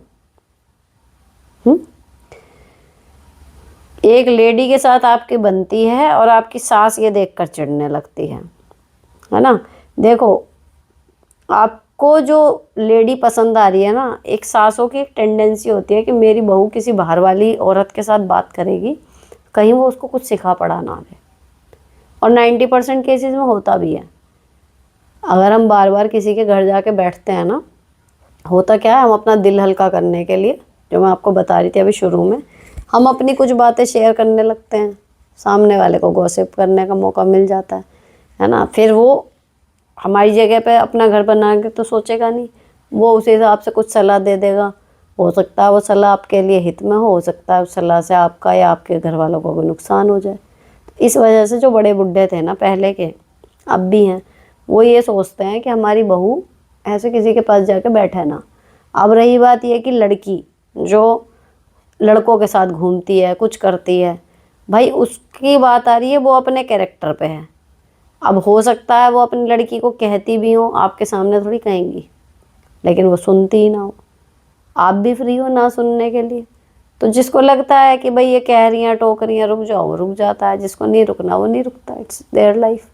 तो आपका सिंपल ये है कि अगर वो आपके हस्बैंड को सिखा रही हैं कुछ कर रही हैं, तो आप भी अपने हस्बैंड के सामने अपना पक्ष रख दो कि मैं कोई ऐसी बात तो नहीं करती। अच्छा दूसरी चीज़ ये होती है, अगर हम किसी के पास जाके बैठ रहे हैं और उसके चक्कर में हमारे पति के बीच में, हमारे बीच में, हमारे घर वालों के साथ में कलेश हो रहा है, तो ऐसा क्या है जो हम उसे छोड़ नहीं सकते।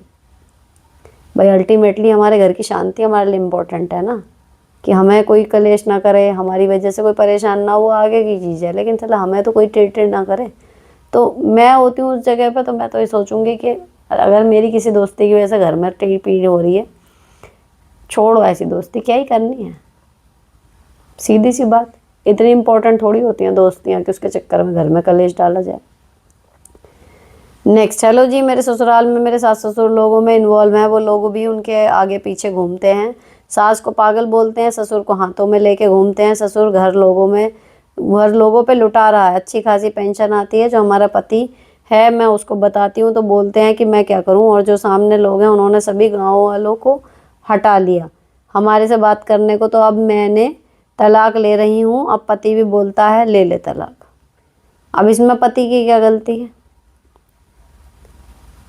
कि वो स्टैंड ले रहा है अपने माँ बाप के खिलाफ। आपके सास ससुर लोगों में इन्वॉल्व हैं, लोग उनके आगे पीछे घूमते हैं, अपना घर लुटा रहा है ससुर। बात वही आती है, ससुर अपनी कमाई लुटा रहे हैं, आपकी कमाई वो है जो आप या आपके पति कमाते हैं। और रही बात ये जो पिछली बार बोलने में रह गई, कई लोग इस पे सोचेंगे कि जब हमारा उनके पैसे पे कोई हक नहीं है, हमें उन्हें फ्री छोड़ देना है, तो फिर हम उनकी सेवा क्यों करें। ठीक है, तो भाई अगर तुम उनकी सेवा कर रहे हो अपने बूढ़े सास ससुर की या जो कुछ भी है, ठीक है, तो ये आपका पर्सनल डिसीजन है। उस सेवा के बदले में आप उनसे उनका पैसा लेंगे, ऐसी कोई डील नहीं होती। अगर आप सेवा कर रहे हो, उनके साथ रह रहे हो, सब कुछ है, वो आपका डिसीजन है, और आपका नहीं मन है आप छोड़ दो, आप फ्री हो। लेकिन मैं सेवा कर रहा हूँ, मैं हारी बीमारी देख रहा हूँ, इसलिए इनके पैसे सारे मैं ही लूँगा, ये एक माइंड सेट है, लेकिन लॉजिक है नहीं इन बातों में। ये लॉजिक माँ बाप को खुद सोचना चाहिए कि भाई ये बच्चा मेरे लिए इतना कर रहा है, तो अगर मेरे पास 4 पैसे हैं तो यार इसको एटलीस्ट बराबर तो दूँ, है ना, ज़्यादा ना भी दूँ। लेकिन अगर वो नहीं सोच रहे, आप उनके हलक में हाथ डाल के कि मैंने तुम्हारा बीमारी में किया था ये वो, तो अगर आप ये सब कर रहे होगे ना, तो कहीं ना कहीं जो आपने उनकी बीमारी में सेवा करके अपने लिए थोड़े से पुण्य अर्जित करे होंगे ना, वो आप ज़ीरो कर लोगे। तो मुझे ये लगता है कि अगर किसी बड़े की सेवा करने का आपकी लाइफ में ऐसा ओकेजन आता है, ऐसा मौका आ रहा है कि आपके ऊपर आई वो चीज़ और आप कर पाए किसी की सेवा, ठीक है, तो वो सेवा उस लिहाज से करके छोड़ दो कि इसकी बराबरी या इसका जो मिलेगा फल वो भगवान देंगे। इंसानों से अगर बदला लेना चाहोगे कि भाई मैंने इनके ऑपरेशन में मदद करी थी, या मैंने इनका ये काम करा था, या ये जब बीमार थे मैंने ये करा था, तो अब इनकी जो दुकान मकान है वो तो मुझे मिलनी चाहिए, तो फिर वो सेवा कोई मतलब की नहीं है। ठीक है ना। तो अगर सेवा करनी है तो निस्वार्थ होकर कर लो, नहीं करनी मत करो, तो आप फ्री रहते हो। तो मेरा मानना यही है कि सास ससुर की जायदाद पर अपना अधिकार नहीं मानो, बहुत फ्री रहोगे उस चीज़ से। हम 2 बहनें एक ही घर में हैं, वो भी 2 भाई हैं। मेरी बहन शादी के 1 साल बाद से ही मेंटली डिस्टर्ब है। शादी के 8 साल हो गए। मेरी बहन को 2 लड़कियां थी और 3rd बेटी अब हुई है। मेरे देवर को मेरा इंटरफेयर बिल्कुल नहीं पसंद और ना ही वो अलग होते हैं। मेरी बहन बच्चों की देखभाल नहीं कर पाती तो मुझे ही देखना पड़ता है। ऐसा करने पर बहन तो बोलती है, ऊपर से देवर का भी एटीट्यूड झेलना पड़ता है, लेकिन बच्चों की परेशानी मुझसे देखी नहीं जाती। Please help me. भैया अपना दिमाग हटाओ, दूसरे के बच्चे हैं, जब उन्हें ही परवाह नहीं है तो आपको क्या परवाह पड़ी। भले आपकी बहन है, देवरानी भी बहन जैसी ही होती है, बच्चे तो उसके भी हैं ही। लेकिन अगर आप अपने इमोशंस के चलते बार बार बेइज्जत हो रही हो तो भाई अपने इमोशंस को छोड़ना सीखो। जिसके बच्चे हैं वो कर लेगा अपने आप। Next, hello Sunita ji, hope आप ठीक हैं। मेरे हस्बैंड इस समर में दुबई मूव किए हैं फॉर बेटर सैलरी। मैं और मेरी बेटी अकेले रहते हैं यहाँ कनाडा में। मेरे हस्बैंड को बिहेवियर बहुत चेंज हुआ है, कॉल और मैसेज भी कम हो गए हैं। मैं पूछती हूँ तो कहते हैं काम का प्रेशर है। अकेले लाइफ मैनेज करना में बिजी रहता हूँ। मुझे बहुत इनसिक्योर फील होता है अबाउट आवर फ्यूचर। हमारी अच्छी इमोशनल बॉन्डिंग थी, बट अब he behaves like a stranger, no feelings. देखो ये चीज़ें बड़ी सोच समझ के डिसाइड करनी चाहिए, ये छोटा डिसीजन थोड़ी है। बेटर सैलरी के लिए आप जा रहे हो कनाडा से दूसरे वहाँ, फिर आपकी बीवी पत्नी और वहाँ, तो उस टाइम पे ही आपको सोच समझ के करना चाहिए था। ये चीज़ें नहीं काम करती होंगी यार, मुझे लगता है। तो जितना जल्दी हो सके आप उनके साथ एक साथ रह सकें ऐसी व्यवस्था बनाइए, तभी बात बनेगी। नेक्स्ट, हेलो मैम नमस्ते, मैं बहुत परेशान हूँ। मैरिड हूँ, 13 साल हो गए। मैं शुरू से ही बहुत टॉर्चर करते हैं, पार्शियलिटी भी बहुत करते हैं देवरानी और मुझ में। इसी वजह से मेरे एक लड़के से बात हुई और मेरे हस्बैंड को पता लग गया, बहुत हंगामा हुआ, घर वाले भी आए। अब मैं 3 साल से कोई बात नहीं करती उससे। इन्होंने कहा कि मैं कोई पिछली बात नहीं बोलूँगा, बट ये मुझे 2-4 महीने में बहुत इंसल्ट करते हैं सभी के सामने और बहुत ज़ोर ज़ोर से गाली देते हैं। धोखे से रिश्ता हुआ था, हर बात झूठी निकली। ज़मीन और गोल्ड सब बेच दिया। मुझे कहते हैं कि बहुत नरभाग है, इसके आने के बाद सब नाश हमारा। 3 बेटी हैं मेरी, 8, 6, 3 साल की। हर पल ये रहता है खुद भी सुसाइड करूं, बेटियों को भी मार दूं। आपको इससे निकलने का आइडिया दे सकते हो प्लीज़। देखो ये ना, जब हमारी लाइफ में सब कुछ ठीक ना चल रहा हो, ये जो आप कह रहे हो ना लड़के से बात हुई, भाई ये कोई भी पति नहीं ले पाता। मतलब मैं तो बीइंग अ पत्नी भी ना लूँ, लेकिन बहुत सी औरतें मैंने देखा है झेल जाती हैं, आदमी भी झेल जाते हैं। मेरे हस्बैंड हमेशा कहते हैं, जब मैं ये बात बोलती हूँ तो वो कहते हैं कि तुम्हें क्या लगता है, बहुत सारे आदमी भी झेल जाते हैं। उनको पता होता है उनकी पत्नी 10 जगह मुंह मार रही है, या फिर एक्स्ट्रा मैरिटल अफेयर रख रही है, या फिर वो कैरेक्टर से ठीक नहीं है, लेकिन वो फिर भी पति पत्नी के रिश्ते में रहते हैं। ऐसा पति भी करते हैं। मेरे हस्बैंड बता रहे थे कि तुम्हें क्या लगता है, आदमी भी ऐसे होते हैं, ऐसा नहीं है। तो एक दोनों ने एग्जाम्पल बताए, तो मेरी आंखें खुली की खुली रह गई थी, मैं सच में ऐसा ये वो, लेकिन होता है ऐसा। तो भाई ऐसा है कि अब आपकी जो वो बात हो गई, आप जो कह रही हो, अब उनको मौका लगेगा, वो सुनाएंगे, आपको सुननी पड़ेगी जीवन भर उस चीज़ के लिए। भाई अगर मेरे पति का एक्स्ट्रा मैरिटल अफेयर है, मैं उसे छोड़ के नहीं जा रही, लेकिन मैं रह रही हूँ, तो मेरा जब मौका लगेगा मैं उसको सुनाऊंगी। तो अगर उसको शादी में रहना है तो वो सुनेगा, ये वाली बात हो जाती है ना। उसका तो आप कुछ कर नहीं सकती। लेकिन हाँ, ये है कि जी अब अपना इतना बढ़िया रखो बिहेवियर कि कम से कम मौके मिले किसी को कहने के। 3 बेटियां हैं आपकी, तो सुसाइड कर लूँ, इन्हें भी मार दूँ, देखो ये कोई तरीके होते नहीं। उन लड़कियों का कुछ भाग होगा, कुछ बनने के लिए भगवान ने भेजा होगा उन्हें, है ना। तो ये सब चीज़ें नहीं है। अब आप अपना पूरे जीवन को तपस्या बनाओ अपनी बेटियों के लिए। उनको जो अच्छे से अच्छा आप करके दे सकते हो वो करके दो, उन्हें पढ़ाओ लिखाओ। अब अपना जीवन उन पर समर्पित रखो। आपका जो होना था समझ के चलो कि हो गया। अपने दिल में धीरज धारण करो और अपना माँ होने का फर्ज अब अच्छे से निभाओ, क्योंकि पति पत्नी वाला तो सही बैठा नहीं हिसाब। नेक्स्ट मैम, मैं जब ससुराल में रहती हूँ तो तब मैं सबको, सास ससुर नंदेवर सबको खाना निकाल कर देती हूँ, सब कुछ उनका खाया हुआ थाली तक धोती हूँ, सब कुछ करती हूँ, लेकिन मेरा कोई हेल्प नहीं कर देता। लेकिन मैं अब मायके में हूँ तो मेरा पति का कोई भी खाने के लिए नहीं पूछता है, तो इसके लिए मैं क्या करूँ? कुछ मत करो, और अगली बार जाओ तो उनका भी इतना मत करो। खाना निकाल के देने की क्या ज़रूरत है? बना दिया वो कम है क्या? खुद निकालें। और बाकी ये कि उनकी खाई हुई थाली भी धोती हूँ, तो जब बर्तन धो रहे हैं तो धुले गई, लेकिन निकाल तो सकता ही है आदमी, इतना तो कर ही सकता है। और दूसरी चीज़ वही है कि अपने हस्बैंड को भी, अब हस्बैंड कोई बच्चे थोड़े ही हैं, नहीं अगर वो पूछ रहे बाहर खा लें, खुद बना लें। बात तो यही आती है। अभी एक मोना सिंह का यही तो आया था कि दिक्कत ये नहीं है कि औरतें इंडिपेंडेंट हो रही हैं या इंडिपेंडेंट नहीं है, मुश्किल ये है कि आदमी इंडिपेंडेंट नहीं है। घर में राशन पड़ा है, बना के खा नहीं सकते, तो ये दिक्कत है। तो आप नहीं भी हो, कोई नहीं भी पूछ रहा, तो हस्बैंड है यार, एक एडल्ट आदमी है, अपने खाने पीने का खुद देख लें, व्हाट्स अ बिग डील। और आपको ये लग रहा है तो वो है कि मत करो उनका इतना, उनके घर वालों को बिल्कुल हाथ में जो दे रहे हो खाना कर कर के। मैम मैं जब ससुराल में रहती हूँ तो सब में ये हो गया। दी मेरी सैलरी 55,000 रुपये है, मेरे हस्बैंड की भी लगभग इतनी ही है। प्लीज़ आप बताइए मुझे महीने के कितने पैसे खुद पर खर्च करने चाहिए, मतलब कपड़े वगैरह पर। 55 है, 1,10,000 आपकी सीधी हो गई। तो सबसे पहले तो आपको 20-30 हज़ार तो सेविंग ही करनी है।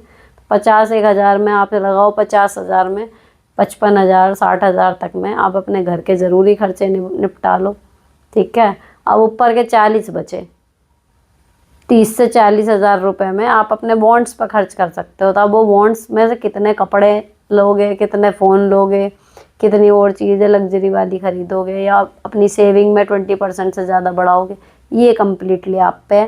तो मुझे तो सिंपल ये समझ में आता है कपड़ों का, भाई जिस तरीके का आपके पास, अगर आपको शौक़ है कपड़े पहनने का मेरी तरह हो, तो ये जिस तरीके का कपड़ा पहले से नहीं है उस तरीके का लो, डील अच्छी टापो, जिसमें ये ना हो कि जी ब्रांड या दिखावे के चक्कर में आप दिया है 10,000, कपड़ा आपको पता है 2,000 का ही है। तो वो चीज़ें ना खरीदो, किफ़ायती शॉपिंग करो, रीयूज़ करो, तो गिल्ट भी नहीं होती और कपड़े भी ढेर हो जाते, है ना। ज़रूरी थोड़ी कि खर्ची करें तब भी कपड़े आएंगे। पुराने कपड़ों को रीयूज़ करो, बहुत सारे फ़ायदे हो सकते हैं। तो कितना, मतलब मैं कह दूं आपसे कि आप महीने के 5,000 तो आराम से खर्च कर सकती हो कपड़ों पे, या 10,000 आराम से खर्च कर सकती हो, और आपने अपना तुरंत 10,000 की शॉपिंग कपड़ों की कर डाली। तो ये कोई फिक्स नहीं होता, बल्कि हमें मैक्सिमम वो रखना चाहिए कि ज़्यादा से ज़्यादा हमें ये लिमिट छूनी है, इससे ज़्यादा नहीं। तो वो आप मिनिमम अपने 5 से 10,000 रुपये रखो कि ये रुपए मैं अपने तरीके से खर्च कर सकती हूँ, चाहे मैं मेकअप लूँ, चाहे मैं कपड़े लूँ, चाहे मैं बैग लूँ, एक्सेसरी वगैरह कुछ भी। तो वो है, उतना आप झेल जाओगे। बाकी पहले सेविंग में अगर बढ़ाना चाहो तो वो बढ़ा सकते हो। नेक्स्ट, क्या आपके यहाँ सोलर पैनल लगा हुआ है? सोलर पैनल लगाने से क्या फ़ायदे होते हैं? नहीं, मेरे यहाँ नहीं लगा हुआ और मुझे उसकी ज़्यादा नॉलेज भी नहीं है। नेक्स्ट, हाय दी, हस्बैंड से बॉन्ड कैसे बनवाऊँ? 2 जन घर में रहते हैं फिर भी ठीक से बात नहीं करते, पूछूँ तो कुछ बोलते नहीं, अकेला बहुत लगता है, जिम भी जाती हूँ, कुछ सजेस्ट करो। शादी नई नई हुई है क्या आपकी? अभी धीरे धीरे टाइम लगेगा, फिर बन जाएगा बॉन्ड। बस ये देखो कि जितना टाइम है उतना शांति से बीते, एक्साइटिंग रोमांटिक ना भी हो, शांति से बीते, तो धीरे धीरे बॉन्ड बन जाता है, फिर सब कुछ ठीक हो जाएगा। नेक्स्ट, हेलो जी, मैंने लास्ट टाइम मैसेज में बोला था अभी पैसे नहीं देते, पैसे निकाल लिए थे, फिर मैंने उनसे बोला कि ज़्यादा नहीं तो 2000 दे दें, बट वो भी नहीं, अब मिड सेशन है, कोई कॉल नहीं आई किसी स्कूल से और पता नहीं कब तक आएगी।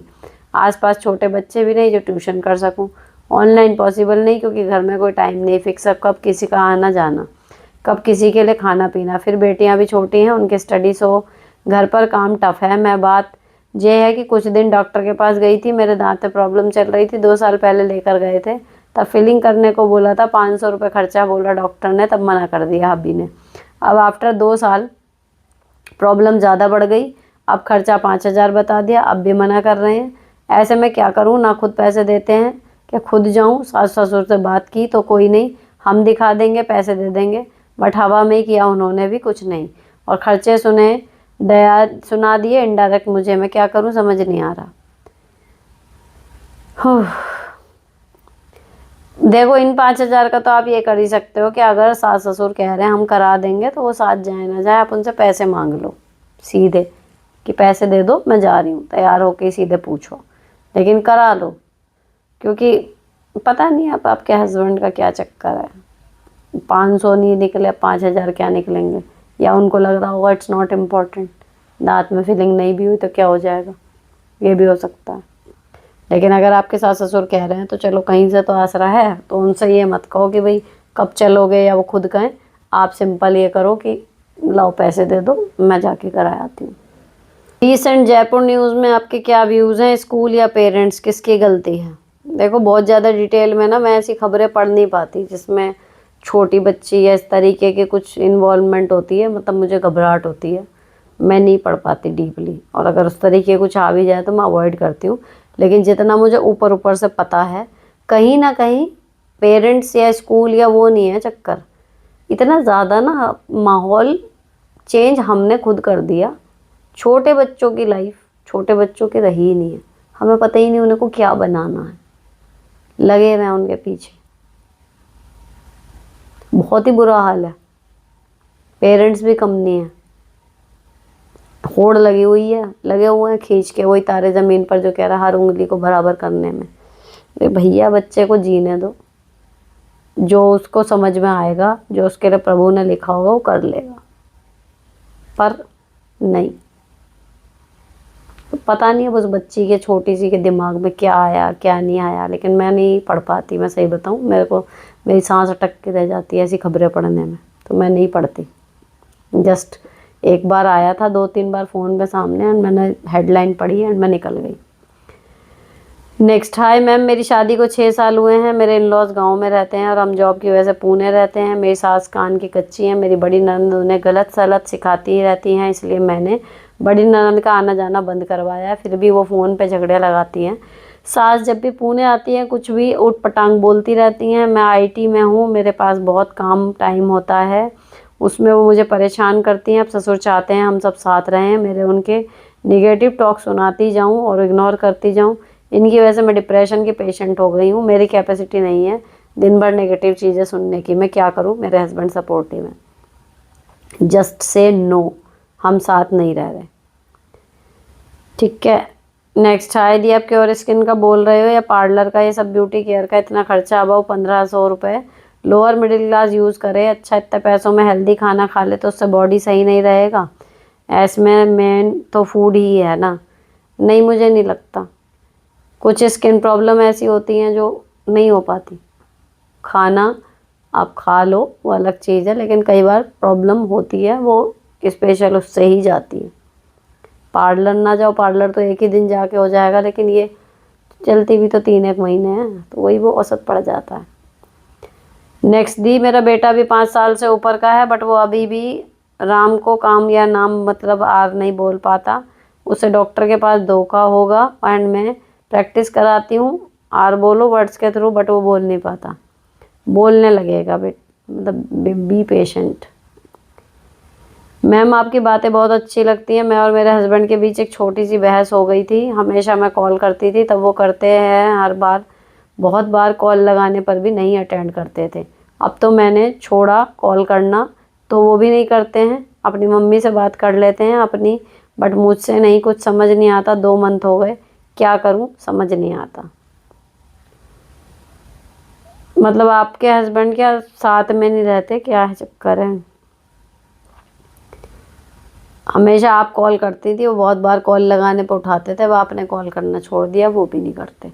जस्ट वेट, है ना। या फिर अगर बाहर नहीं रहते तो जब वो सामने आए तब बात कर लो, और कोई इमरजेंसी की बात है जस्ट व्हाट्सएप पे मैसेज टाइप कर दिया करो, जब उन्हें टाइम होगा तो वो जवाब दे देंगे उसका।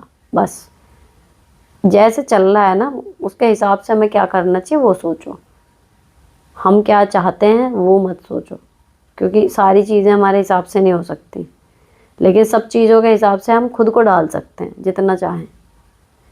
Next, the thank you so much my life line. जब पति नहीं बोलता है ना दी, आप बताते हैं ना कि खुद के लिए स्टैंड लो, लेकिन दी जब महिलाएं खुद बोलती हैं तब ज़्यादा हाइट्स किया जाता है और सभी को लगता है कि इसका पति कितना अच्छा है, ये बहुत बदमाश है। इसलिए चाहे वो ससुराल के लोग हैं, सोसाइटी के पति, सभी बात करते हैं, मेरे से कोई भी नहीं। दी यहाँ पे बंगाली बिहारी होता है, तो मैं वेस्ट बंगाल में हूँ तो बंगाली ज़्यादा ही है। अगर एक बंगाली बोली कि ये बहुत बदमाश है और भी कुछ बोलती होंगी तो सारी लेडीज़ मेरे से बात करना बंद कर देते हैं। जिनसे जिनसे बात होती थी उन लोगों की बात कर रही हूँ। कुछ लोगों को मना कर दिया जाता है कि इससे कोई नहीं बात करता, मत बात करना। ऐसे में क्या करें प्लीज़ रिप्लाई। योगा क्लास का लिंक जूम का रहता है क्या, और रिकॉर्डिंग वीडियो कहाँ मिलता है? देखो अगर ये चीज़ होती है ना कि ये बहुत बदमाश है तो मुझे तो फर्क नहीं पड़ता। अगर अब मेरे से कोई कहे कि भाई इसका पति बहुत सीधा है और सुनीता बहुत तेज है, तो हाँ मैं हूँ तेज, एडमिट कर लो। हाँ मेरा पति सीधा है, वो नहीं बोलेंगे किसी को पलट के जल्दी, वो अपने ऊपर ले लेंगे चीज़ें, लेकिन नहीं देंगे जवाब अपने से बड़ों को। और मैं सोचती हूँ कि अगर मैं गलत नहीं हूँ, दूसरा आदमी गलत है सामने वाला, तो मैं उसको शब्दों में सही से समझा दूँगी कि तू गलत है। फिर वो बड़ा हो उम्र में तो मैं तमीज़ से बोलूँगी, छोटा है तो मैं तू करके बोलूँगी, लेकिन बोलूँगी। तो अगर अब उसमें कोई कहता है कि विशाल बोलता नहीं, सुनीता बहुत बोलती है, तो उसमें गलत क्या है? मैं प्राउडली कहूँगी हाँ मैं बोलती हूँ। अब मैं गलत बात थोड़ी बोल रही हूँ, ये मुझे कॉन्फिडेंस होना चाहिए बस, तब फ़र्क नहीं पड़ता। अगर मुझे ये कॉन्फिडेंस है कि मैं दूसरे की गलतियों को बता रही हूँ, अपने भले के लिए बोल रही हूँ, दूसरे का नुकसान करने के लिए नहीं बोल रही, दूसरे का दिल दुखाने के लिए नहीं बोल रही, मेरी कोई इंटेंशन नहीं है उसको मैं दिल दुखाऊं या उसकी बेइज्जती करूं या उसका अपमान करूं, लेकिन क्योंकि मेरा अपमान हो सकता है या मेरा नुकसान हो सकता है, इसलिए मुझे ये बात बोलनी ज़रूरी है, मैं इसलिए बोल रही हूँ। ठीक है ना। इतने सालों बाद ये इमेज बन गई कि भाई ये किसी के फटे में टांग नहीं अड़ा रही, ना इसको फ़र्क पड़ रहा कोई अपनी लाइफ में क्या कर रहा है, लेकिन जब इसकी लाइफ इफेक्ट होगी तब ये बोलती है, पूरा बोलेगी, छोड़ेगी नहीं। तो एक इमेज आपकी बन गई। अब कोई कहे तेज है, सीधी है, धीमी है, चंट है, चालाक है, कुछ भी कहे, क्या ही फ़र्क पड़ रहा है, मैं जो हूँ वो हूँ।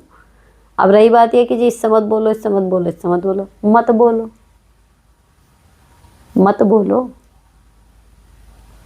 अकेले जीवन कट सकता है, हमें हमें डर लगता है कि भैया नहीं कटेगा। जो लोग आपकी अच्छाई को समझते होंगे, जिनमें आपकी समझदारी को समझने की समझ होगी, वो लोग रहेंगे आपके साथ। तो जो ग्रुप में है कि नहीं बोलो नहीं बोलो, मत बोलो, कुछ दिन मत बोलो। आप कुछ पलट के रिएक्शन नहीं दोगे, हो सकता है थोड़े दिन बाद सीधी हो जाए स्थिति, उन्हें भी तो ये लगेगा कि घर वालों से ही तो कुछ बोल रही है, हमसे तो कभी नहीं उल्टा बोली, सॉर्टेड। तो एकदम बिफरो नहीं कि लोग हमारे बारे में क्या कह रहे हैं। आप जो हो, अगर वो असलियत में हो और रहते हो वैसे, तो धीरे धीरे इमेज अगर किसी ने बिगाड़ भी दी तो बन जाती है वापस। अब योगा क्लास का लिंक जो है वो यूट्यूब का आता है, अनलिस्टेड वीडियो का लिंक है ना, और जो मैं आपके साथ शेयर करती हूँ वो फ्री, अगर आपको 15 दिन की करनी उसका है, उसमें आप फ्री कर सकते हो। नेक्स्ट, हाय दी, आपने मेरी पहले भी बहुत हेल्प की है, थैंक यू। आजकल मैं बहुत उलझन में हूँ। बात यह है कि मेरी सास मेरी नंद की बेटी के लिए हमारे पास रहने आ गई। मैंने अब जॉब करने की सोच रही हूँ, सासू माँ कह रही है जॉब करो, मेरा 9 साल का बेटा तो वो सर अपनी नाती को अच्छे संभालेंगी, लेकिन मेरे पति कह रहे हैं तुम्हें क्या ज़रूरत थी जॉब जाने की, मेरे घर में किस बात की कमी है, गवर्नमेंट का एग्ज़ाम दो और घर बैठ के पढ़ाई करो, बाहर क्यों जाना, लेकिन सब घर वाले रखने के लिए आ रहे हैं तो पति मेरे एफर्ट्स की कदर नहीं कर रहे हैं, उल्टा मुझे सुना रहे हैं कि सबका काम करो, पढ़ाई करो, बच्चे को देखो, इतनी तुम्हारा फ़र्ज़ है। और ये भी कह रहे हैं कि मुझे तुम्हारी कमाई की कोई ज़रूरत नहीं है, फिर जॉब के लिए देख रही हूँ तो शराब पीकर तमाशे कर रहे हैं। अब क्या करें दीदी, मुझे जॉब मिल चुकी है लेकिन ये पति गलत बिहेव कर रहे हैं, ईगो पर ले रहे हैं, प्लीज़ मेरी हेल्प कर दीजिए, मेरी क्या मैं सही डिसीजन ले सकूँ। देखो, अगर आपको जॉब मिल गई है इसका मतलब आप में टैलेंट तो है, ठीक है। और रही बात ये कि मुझे तेरी कमाई की ज़रूरत नहीं है, उसका जवाब ये हो सकता है कि ठीक है मुझे है। ऐसा नहीं है कि आपने कुछ कमी छोड़ी है, लेकिन मुझे है कि मैं इतनी पढ़ी लिखी हूँ तो मैं उसका कुछ सदुपयोग कर लूँ, बस। तो आप अपने पॉइंट पे अड़े रहो, वो अपने पॉइंट पे अड़े रहेंगे, लेकिन छोड़ना मत। जब जॉब लग रही है तो कर लो, थोड़े दिन बाद नॉर्मल हो जाएंगी चीज़ें। ये तो एक मेल ईगो हो गई ना कि नहीं करने दूंगा जॉब। अरे किसी बंदी में अगर काबिलियत है और वो करना चाह रही है तो क्यों नहीं करने दोगे, आप मालिक हो रहे हो उसके। नेक्स्ट 24/3 के टॉपिक का शॉर्ट वीडियो लगाओ चैनल पर, बड़ी अच्छी बात कही है आपने बहन, बस टाइम नहीं मिलता। मेरे को भी लगता है इस वीडियो के शॉर्ट्स बनने चाहिए, लेकिन नहीं होता टाइम। दीदी आज आप नज़र न लगे, बहुत अच्छे मूड में है इसलिए बहुत अच्छा लग रहा है, पैसे ही खुश रहो। उस दिन सूट पहना था ना मैंने, बहुत सुंदर लग रहा था वो सूट। नेक्स्ट हाय दी, मैं आपके वीडियो देखती हूँ, आप बहुत अच्छा काम कर रही हैं, आपसे बहुत कुछ सीखने को मिलता है, थैंक यू दी। अगर पति ही धोखा करे तो क्या करें, कैसे जिए। 2 बेटियां हैं, मेरी शादी के 7 साल बीत गए, धीरे धीरे चीज़ें सामने आई। वो मुझसे फैमिली की कोई बात नहीं बताते, इन लॉ और नंद भी इज्जत ना करते, मुझसे कहते हैं कि तुम खाओ पियो और किसी चीज़ से मतलब मत रखो। जब सुनने में आता है तो बहुत दुख होता है कि मेरे पीठ पीछे वो सबसे बात करते हैं और नंबर व्हाट्सएप डिलीट करके तब घर आते हैं। ऐसे लोगों के साथ अगर आप शादी नहीं तोड़ते हैं तो आपके पास सिंपल इलाज है कि ठीक है तुझे मुझसे मतलब नहीं तो मुझे भी तुझसे मतलब नहीं, बच्चों की वजह से रह रही हूँ। आप सोच लो कि आप बिना पति के रह रही हो, कोई कनेक्शन ही मत रखो। मुश्किल है लेकिन ऐसी परिस्थिति में और हो भी क्या सकता है भाई, ज़िंदगी तो जीनी है ना। अब आपको अलग होना नहीं, बच्चों के साथ रहना है, वहीं पर रहना है। अब ऐसे इधर उधर से मुंह मारे हुए आदमी के साथ आप संबंध बनाओ, उससे अच्छा तो ये है ना कि ठीक है तुझे मुंह मारना इधर उधर मार, हमसे मतलब नहीं तेरा कुछ, हम सोच लेंगे, हम अकेले ही हैं, बस। जब ऐसे सोच लोगी तो दिमाग शांत हो जाएगा, कोई उम्मीद ही नहीं उस आदमी से फिर। नेक्स्ट दी, कुछ लोगों का बिहेवियर बहुत इनकंसिस्टेंट होता है, कभी वो बात करते हैं, कभी हेलो ही बाय तक नहीं करते हमसे, और हम कंफ्यूज हो जाते हैं कि हमने क्या कर दिया ऐसा, हम अपने मन को नॉर्मल कैसे रखें। मैं तो सोचती नहीं भाई किसी की, किसी ने कर दी हाय हाय, नहीं करी नहीं करी। इसका एक्सेप्शन मेरे स्टूडेंट्स हैं, कई बार आएंगे मज़े में आ रहे हैं बात करते हुए, गुड मॉर्निंग के भूल गए, उन्हें तो मुझे सिखाना है तो उन्हें तो मैं पकड़ लेती हूँ कि हाँ भाई कुछ राम दुआ सलाम नमस्ते गुड मॉर्निंग कुछ नहीं मिलेगा मैं आज, तो उनसे तो मैं कह के करवा लेती हूँ। बाकी क्या ही फ़र्क पड़ रहा है, इसको कहीं लिख के लगा लो, क्या ही फ़र्क पड़ रहा है, ये हमेशा काम करती है। नहीं करी हाय हेलो, ठीक है नहीं करी, हम भी नहीं कर रहे, करेगा हम भी कर लेंगे। हमेशा आपको रिएक्शन ही देना है, एक्शन नहीं करना ज़्यादातर कंडीशन में। नेक्स्ट हेलो दी, मैं पहले यूट्यूब वीडियो बनाती थी, मेरा 1300 प्लस सब्सक्राइबर था, बट बीच में मैंने छोड़ दिया, क्या मुझे दोबारा शुरू करना चाहिए और कैसी वीडियो बनाऊं, सजेस्ट करो। भाई मैं कैसे सजेस्ट करूंगी, आप क्या वीडियो बनाते थे और आपको कैसी वीडियो बनानी चाहिए। यूट्यूब पर तो सब चलता है, बढ़िया होना चाहिए, सब कुछ देखेंगे लोग, हर चीज़ के देखने वाले हैं और हर चीज़ के बनाने वाले हैं, सागर है यूट्यूब। और रही बात यह कि 1300 प्लस थे, तो अगर वहाँ पे मोनेटाइज वगैरह हो गया था तो उसे ही कंटिन्यू कर लो, चल जाएगा। और कुछ भी नहीं हुआ था तो फिर उसमें कुछ होगा भी नहीं, इतने बड़े ब्रेक के बाद फिर नया चैनल शुरू करना पड़ेगा। नेक्स्ट हेलो मैम, एक चीज़ पूछनी है, जब मैं मेरी बेटी हुई मैं कहीं भी ट्रैवलिंग में बहुत डर लगता है, बाइक से हो या किसी भी व्हीकल से, मेरे मन में बहुत डर रहता है। आपसे बहुत कुछ सीख रही हूँ, आगे हमेशा सीखते रहना चाहूँगी, प्लीज़ आप मेरे जवाब में नाम ज़रूर ले लेना। लव यू दी। संध्या प्रसाद, देखो जब हम माँ बनते हैं ना तो अपने बच्चे के लिए एक डर उसके साथ ही जन्म ले लेता है, ये वही है, तो आप में वो थोड़ा ज़्यादा है। लेकिन अगर इस डर से बचने का एक तरीका मैं आपको बताना चाहूँ तो सीधी बात है कि जब भगवान पे भरोसा होता है ना कि जो उन्होंने लिखा होगा वो हो जाएगा, तो थोड़ा सा डर कम लगता है फिर। ये चीज़ मुझे लगता है हर चीज़ में काम करती है, जॉब में, कहीं भी। जब भी डर लगता है मुझे, तो मैं यही सोचती हूँ कि मैं क्यों ही डर रही हूँ। जो रच चुके हैं भगवान, वो तो रच ही चुके हैं, वो होना ही है। तो बस मैं प्रार्थना ये करती हूँ कि अगर कुछ ऐसा हुआ या जो भी है, आप देख लेना। और इतनी भरोसा रहता है कि जो कुछ भी होगा, भले वो उस टाइम पे मुझे बुरा लग रहा हो, लेकिन अल्टीमेटली होता मेरे फ़ायदे के लिए ही है। तो एक ये भरोसा रहे। तो आपके बच्चों को भी आप उसी तरीके से भगवान पे छोड़ो कि जैसे मुझे संभाला अब तक, मेरे बच्चों को भी संभालना, इनके साथ रहना, तो फिर डर कम हो जाता है। Next, hello ma'am, I have already taken your opinion regarding my mother's illness, about meeting her without my husband's permission and all that. It was very helpful to me and I got clarity about meeting my mother. And last week she passed away. My husband was not allowing me to go for her last ride, but I opposed him and firmly went to my maternal family. After Agnidha and all that, I came back immediately. In meanwhile, he left home by keeping a bucket of water outside for us with note के मेरे नाम का नहा लेना. Now what to do? I am not getting further clarity. Shall I go for other rituals to my mom's home or not, or what? This time I don't want to agree for any nonsense condition, as all the time he asks in all such situations. But same time I don't want to break our relationship, as it's more than 22 years and children are grown up now. I don't want any ill effects on my mind, their mind during crucial time of their higher studies. Please suggest me some way to handle this situation, and what are legal way we can go with without divorce or any other separation. देखो, अब मैं आपको बिल्कुल practical इसका decision बताऊं। आप अपनी माता के देहांत से पहले उनसे एक बार मिल ली, that is the only important thing. आप चली गई, आप मिल ली, आपके मन में एक तसल्ली रही कि हाँ, उनकी मौत से पहले आपने उन्हें देख लिया, जो भी हुआ ठीक है। अब उसके लिए आपने झगड़ा मोल ले लिया, ठीक है, क्योंकि आपके हस्बैंड की बात बिल्कुल बेसिर पैर की थी। अब उससे भी बड़ी बेसिर पैर की बात ये, बजाय अंडरस्टैंड करने की कि मेरा नाम का नहा लेना, है ना। अब आप क्या कशमकश में हो कि आप वहाँ जाएं या नहीं जाएं आगे के रिचुअल्स में। तो मेरा मानना है कि मत जाओ। अब आप कहोगे क्यों? देखो, प्रैक्टिकली अगर सोचो, बिल्कुल प्रैक्टिकल सोचो, आपकी मम्मी अब नहीं है, ठीक है। तो जो वो थी, आप उनको जीते जी देखा ही, अब वहाँ कुछ नहीं है, सिर्फ प्रथाएं बची हैं, है ना। घर है, जो भी है, लेकिन आपने अपनी परिवार को, आपकी सुख शांति, आपके रिश्ते को इतना सोच रही थी, जब जिसके बारे में एक तरीके से दांव पे लगा के आप उनसे मिल ली, आपको ये सेटिस्फेक्शन हो गया।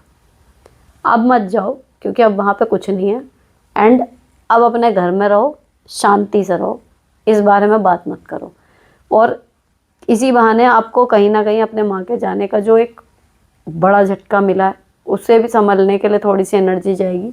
यहाँ पर चीज़ें और नहीं बढ़ेंगी, आपका ये मुश्किल टाइम थोड़ा सा निकल जाएगा। तो अब आगे का रिचुअल में जाना है नहीं जाना, जो आप सोच रहे हो, तो अब मत जाओ। और ये चीज़ भगवान करे इतनी समझ आपके हस्बैंड में आए कि वो देखें कि हाँ, एक बार गई मिलने, उसकी माँ नहीं रही, लेकिन मेरी वजह से अब वो आगे नहीं गई, इतनी बात तो रखी, ठीक है। लेकिन नॉनसेंस बात है, अननेसेसरी, ना झुकने की ज़रूरत है ना कुछ और। बस स्टे काम, आगे अब और रिचुअल से मत जाओ, ये कर लो तो ठीक है। आपके मन का भी हो गया, मिल भी लिए, आपका रिश्ता भी बच जाएगा, एंड आप रहोगे भी कहीं ना कहीं एज अ पत्नी भी आप पास हो जाओगे, और एज अ बेटी भी आप हो गए पास। बाद के रिचुअल्स में हम नहीं आए, कोई बात नहीं, समय है। आपके यहाँ तो कलेश हो रहा है, मैं तो बिना कलेश के नहीं जा पाई थी, वो बात मैंने कभी यहाँ डिस्कस ही नहीं करी। आज भी याद आती है तो रोना आता है कि मैं आदर्श बहू बनने के दौड़ में थी, तब एक बार खड़े होकर बोल दिया होता कि मुझे जाना है, तो मैं जाती, लेकिन नहीं जा पाई थी मैं, क्योंकि मुझे आदर्श बहू बनना था। तो भाई ठीक है, बाद के रिचुअल्स में हम नहीं पहुंच पाए, कोई बात नहीं। जब तक माँ थी तब तक तो गए ना, बस। नेक्स्ट है 153 एपिसोड में ज़रूर बताइए कि और स्किन प्रोडक्ट को कितने दिन तक यूज़ करना होगा। क्या पहली बार जितना का प्रोडक्ट दिया है अगली बार भी उतने का ही देंगे? हाँ, किट के प्राइस तो उतने के ही रहते हैं, कभी बार बढ़ ही जाते हैं, घटेंगे तो नहीं। और उसका ये है कि कब तक यूज़ करना है, तो देखो जब तक यूज़ करते रहते हैं उसको, सही लगता रहता है। तो मेरा मानना तो ये है, शैम्पू हो या फेस पे भी। जब तक वो चीज़ असर दिखाती है मैं उसी को यूज़ करती रहती हूँ, वो बार बार बदलना प्रेफर नहीं करती, ना सूट करता। तो अगर ठीक है वो चीज़ चल रही है, सही काम कर रही है स्किन पे, तो करते रहो, क्या ही फ़र्क पड़ रहा है कि बार बार बदलेंगे या अब छोड़ देंगे तो कुछ मिलेगा। नेक्स्ट, नमस्ते दी, ससुर अलग होकर भी जीने नहीं देते, पार्लर से सिलाई से कस्टमर को आने नहीं देते, ऊपर वो नीचे रहते हैं, ऊपर एक कमरे में लाइट पानी यहाँ तक कि टॉयलेट भी बंद रखते हैं, घर से बाहर जाऊँ तो गेट बंद कर देते हैं, अंदर आने नहीं देते, हस्बैंड सब देखते हैं बट बोलते कुछ भी नहीं, कहते हैं मैं क्या करूँ, मैं नहीं लड़ूंगा माँ बाप से, लड़ाई कौन सी अच्छी बात है, कोई रास्ता नहीं, मैं खुद को लुटा हुआ महसूस कर रही हूँ, माँ बेचारी पहले ही बदहाल है, बेहद गरीब है, वहाँ नहीं रह सकती पुरानी। अब देखो अपनी माँ की वजह से घर पे तो जा नहीं पा रही, मैंने पूरा क्वेश्चन पढ़ा तो, लेकिन यहाँ पर अब ये गेट से बाहर गई, दरवाज़ा बंद कर लिया, क्या है कोई लॉजिक? और उसमें पति का आता है रूप निकल के कि लड़ाई कौन सी अच्छी बात है, तो आपके तभी जवाब नहीं दिया कि ये कौन सी बढ़िया बात है, बहू बाहर गई कुंडी लगा ली, ये कल ही पैदा हुए हैं क्या, मेच्योरिटी का एम भी है इनमें? तो भैया सीधी बात है, अगर हम पीहर वापस जा नहीं सकते तो पीहर का ऑप्शन हमारे पास है नहीं, तो हम उधर की सोचे भी क्यों, तो अब हमें ससुराल में ही रहना है, तो तरीके से रहो ना। आपके हस्बैंड स्टैंड ले रहे अपने लिए, खुद बोलो कि क्या है, कभी तो बोलेंगे कि भैया चुप हो जा, एटलीस्ट यही बोलेंगे। तो क्या जब से ये कर रहे हैं, अब ये हरकतें ऐसी हैं, आप इनको कॉल आउट कर सकते हो उस चीज़ पे कि क्या तरीका है, कि मैं बाहर गई दरवाज़ा बंद कर लिया, अब ये बाहर जाए मैं दरवाज़ा बंद कर लूँगी, चलेगा आपको? कि पागल बनती है, नॉर्मल इंसानों की हरकतें नहीं होती है। अपने पति के साथ ठीक रहो और जितना जल्दी हो सके अपना अलग होके सुखी जीवन बिताओ। Next, thanks for the previous replies. This is a serious question. Please answer it. Please tell me, I have income of 60K and don't know if you remember my situation. But to be crisp, I want to know at how much should I give to my parents, family, sister. इनका है, ये अपने घर का खर्चा खुद उठाती हैं, मुझे याद आ गया। तो इनका ये है कि जी मेरे पेरेंट्स रिनोवेट करवा रहे हैं होम और मैं उसमें कितना कंट्रीब्यूशन दूँ, ठीक है। और इनका क्या है जी आगे, recently I purchase my sister a phone of 25K and also fridge my for home 15K। The issue is I don't know what I should do for them और when should I stop, so please guide me for my future plans too. भाई आप जब इतने पैसे कमा सकते हो तो मुझे ये नहीं समझ में आता कि उसको आपको मैनेज करना क्यों नहीं आ रहा। जितना मुझे याद है आपकी बहन आपको पैर के नाखून पर रखती है, आप उसको 25,000 का फ़ोन दिलवा रही हो। मैं काम करके भी 16-17 हज़ार के फ़ोन से मैंने इतने साल यूट्यूब का काम करा है, आप अपनी बहन को 25,000 का फ़ोन दिलवा रही हो, है कोई सिर पैर? ठीक है जी, आपका ऑपरेशन भी होना था जहाँ तक मुझे याद है ना, उसके लिए आपको 2 लाख रुपए जोड़ने हैं, जुड़ जाएंगे ऐसे पैसे? 25,000 के फ़ोन का क्या करेगी वो? 10,000 का भी स्मार्टफोन आता है, अच्छा खासा आता है, मेरे हस्बैंड यूज़ करते हैं, 10,000 का फ़ोन है। कहा था महंगा लो, उन्होंने सीधे कि क्या करना है मेरे को, सीधे स्मार्टफोन के सारे फंक्शन उसमें है, काम चलाओ कैमरा भी है, कि मुझे क्यों लेना है 25,000 का। तो भाई खर्च करना भी तो सीखो कमाने के साथ साथ। अब अगर आपको 2 लाख अपने उसके लिए जोड़ने हैं तो जितना पीजी का खर्चा है या कुकिंग का खर्चा है आपका, जो भी 30-40 हज़ार में निपट रहा है, कम से कम में जितना निपट रहा है, मैं तो उसके ऊपर के सारे पैसे जोड़ दूंगी। पहले अपनी सर्जरी के लिए पैसे जोड़ूंगी, मैं अपनी शादी के लिए पैसे जोड़ूंगी, काम तो मेरे वो आएंगे। एक दूध दोहने वाली गाय या सोने का अंडा देने वाली मुर्गी मेरे आंगन में है, मैं तो चाहूँगी कि वो जितने अंडे दे रही है मैं सारे बेच के ले आऊँ पैसे। ये तो मुर्गी को सोचना पड़ेगा ना कि मैं इसको कितने दूँ और कितने अपने लिए रखूँ। ये है आपका हिसाब किताब। तो थोड़ा सा जब कमाना आ गया है तो उसको मैनेज करना भी सीखो, मैनिपुलेट मत हो कि हाँ ज़रा सा कोई प्यार से बोला और आपने तुरंत पैसे खर्च कर दिए। अपनी सैलरी का फिक्स कर लो कि भैया आधा इसमें मेरा घर खर्च और सब कुछ निपट जाए, आधा मैं सेव करूँगी, क्योंकि आपकी कंडीशन वो 30-20-50 वाली नहीं है। 20% तो आदमी सेविंग करता है आगे के लिए ही, लेकिन आपको अपनी शादी के लिए भी जोड़ने हैं और कम टाइम में जोड़ने हैं। तो सीधा सीधा हिसाब रखो, अपनी सैलरी का आधा उसमें खर्चा पूरा करो, फ़ोन लो, घर का खर्चा निकालो, या मुझे दूध के खर्चे दो, पीजी का दो, जैसे भी करना है फैमिली को बोलो भाई यही है। और ऊपर के अपने पैसे ना सिर्फ बचाओ बल्कि इन्वेस्ट करो, रिजिड बन जाओ, हो जाएगा फिर सब।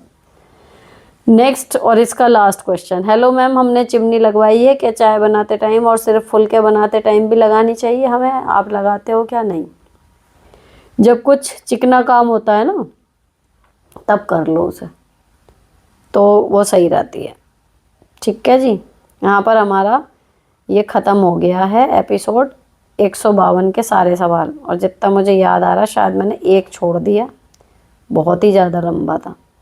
बाकी सारे कर दिए हैं आंसर। आई होप कि आपको अच्छे लगे होंगे। बहुत ज़्यादा रात हो गई है इसलिए थोड़ी सी एनर्जी डाउन है, उसके लिए क्षमा करना।